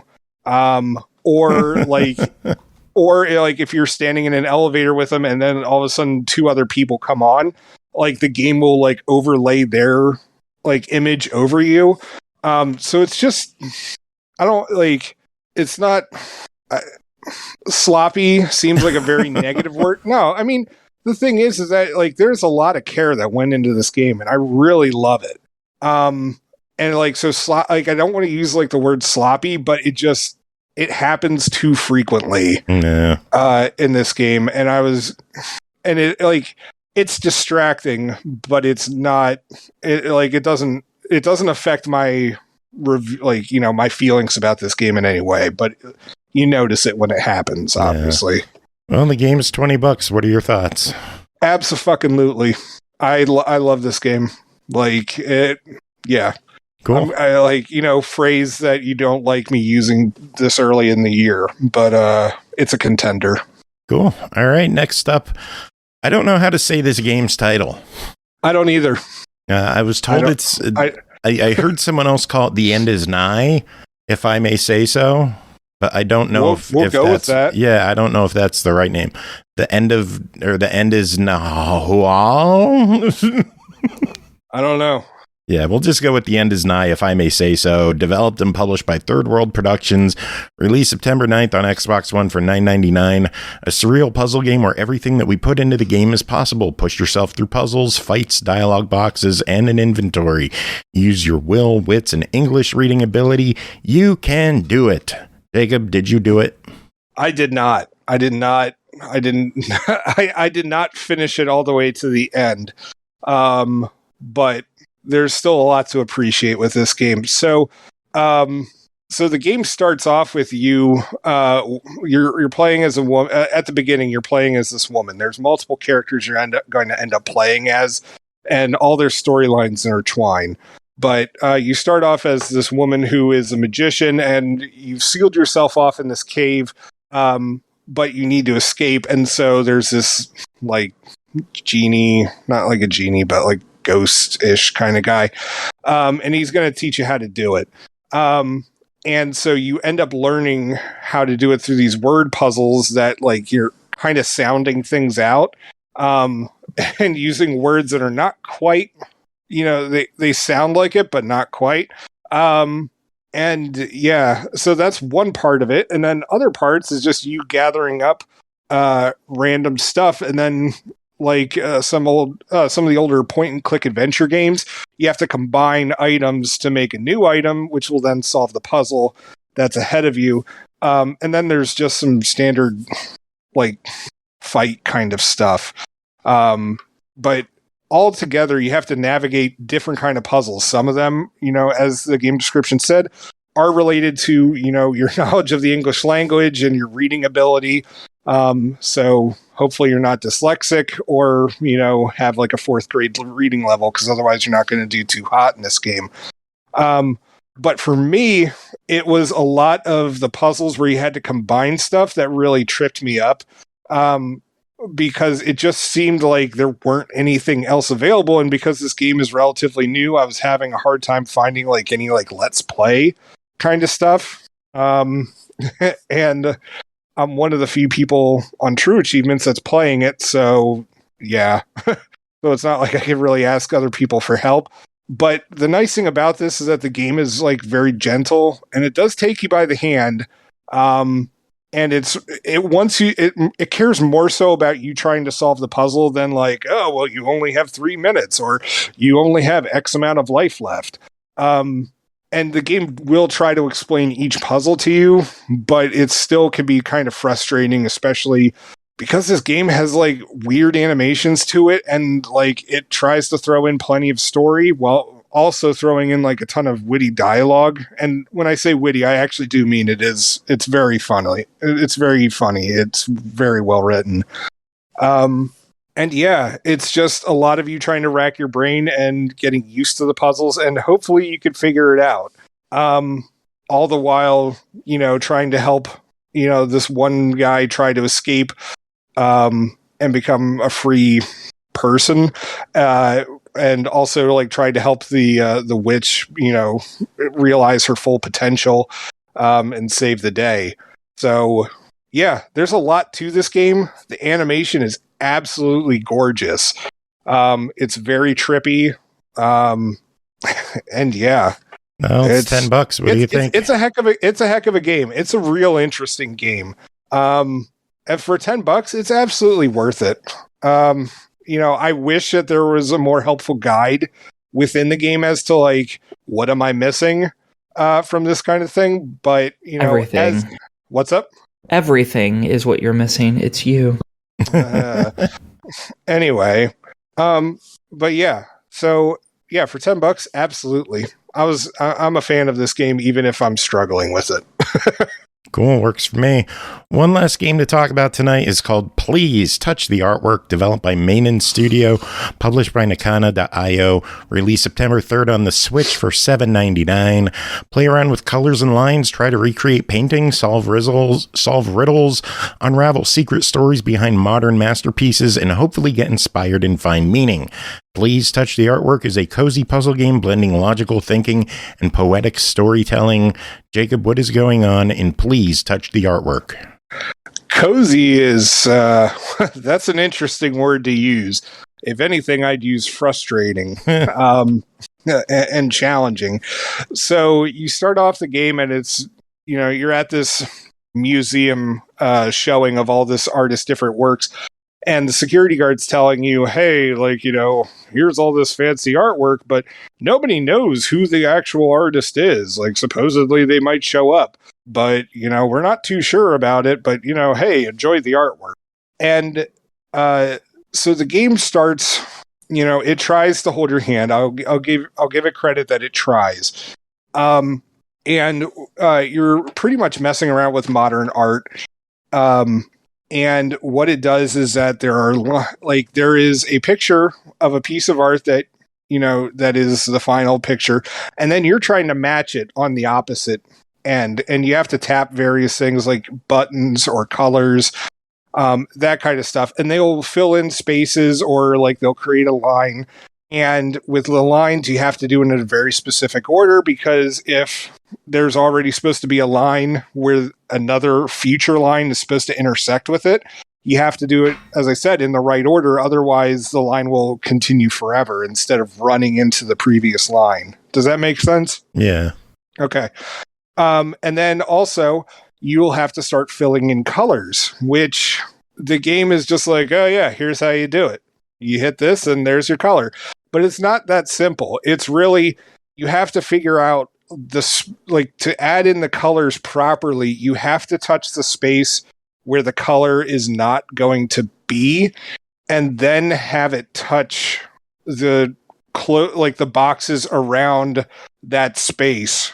And it'll autofill in every other space nearby. And that can be really frustrating and annoying trying to figure that out, because again, you have to do things in a very specific order. And so if, you put the yellows in the wrong area and then you try to pop in the blue, all of a sudden it's going to fill in a ton of blue where it isn't supposed to be, as in on the original thing. And you're just going to have to redo it over. Each level or each puzzle has it should be able to be done in X amount of moves kind of thing. I haven't run into any puzzle where I was able to go underneath that amount. But the game does, let you redo it, and it doesn't count against you. It's just a whatever thing. But yeah, it's challenging as hell. I found it to be a puzzle game that I could only do 4 or 5 of them at a time before I'd be fucking A. And then have to put it down, come back to it in an hour. But thankfully, this is also one that's, as much as I had to keep putting it down, it's easy to pick back up and go back to it. Yeah. So it's interesting. I'll give it that. It's beyond what I expected it to be, and it's very challenging, but it's frustrating too. So if you're looking for a good challenge, you're definitely going to get one in this game. Cool. Well, it is $8. What are your thoughts? For $8, I honestly, I'd say go for it. I thought it was a pretty solid, I would have even been okay with 10 for this one. Which, is high praise for cheap ass Jacob. Yeah. Well, if you are super cheap, it's actually on sale right now on the Switch for $4. So that's an absolutely. Yeah, jump on that and grab it now. Yeah, definitely. But that is it for this episode. We made it through. Holy shit, we made it through. I have something I'd like to say to go back to one of my reviews because I forgot to mention something. What? This episode's 3 hours long, right? Yeah, too bad. It's 3 hours long. You wish. Microseconds, maybe. So in Zero Escape, I've never seen for it. all of those games, you're gonna want to look up a chronological walkthrough, because in every pathway you have different areas where you can appear at it in different areas at random, because it doesn't tell you where any of these little sections are in it. So you want to look up something that gives you a chronological walkthrough so you can make a little more sense of the game. And you can find those online all over the place for all of the games. So yeah, make sure you do that, or else the game's even more confusing than it already can be. That's it. Cool. That Yeah. was necessary. Yeah, it was. Was it though? Yes. Music. I don't know what I'm going to play this episode. I should just play like Virt's Crystal Flash, just because the show's already 3 hours long. So why not play a 20-minute medley of fucking Super Metroid music, right? Do it. That makes sense, yeah. All right, I guess I'm doing it. All right. Any final words? No. Titties. All right.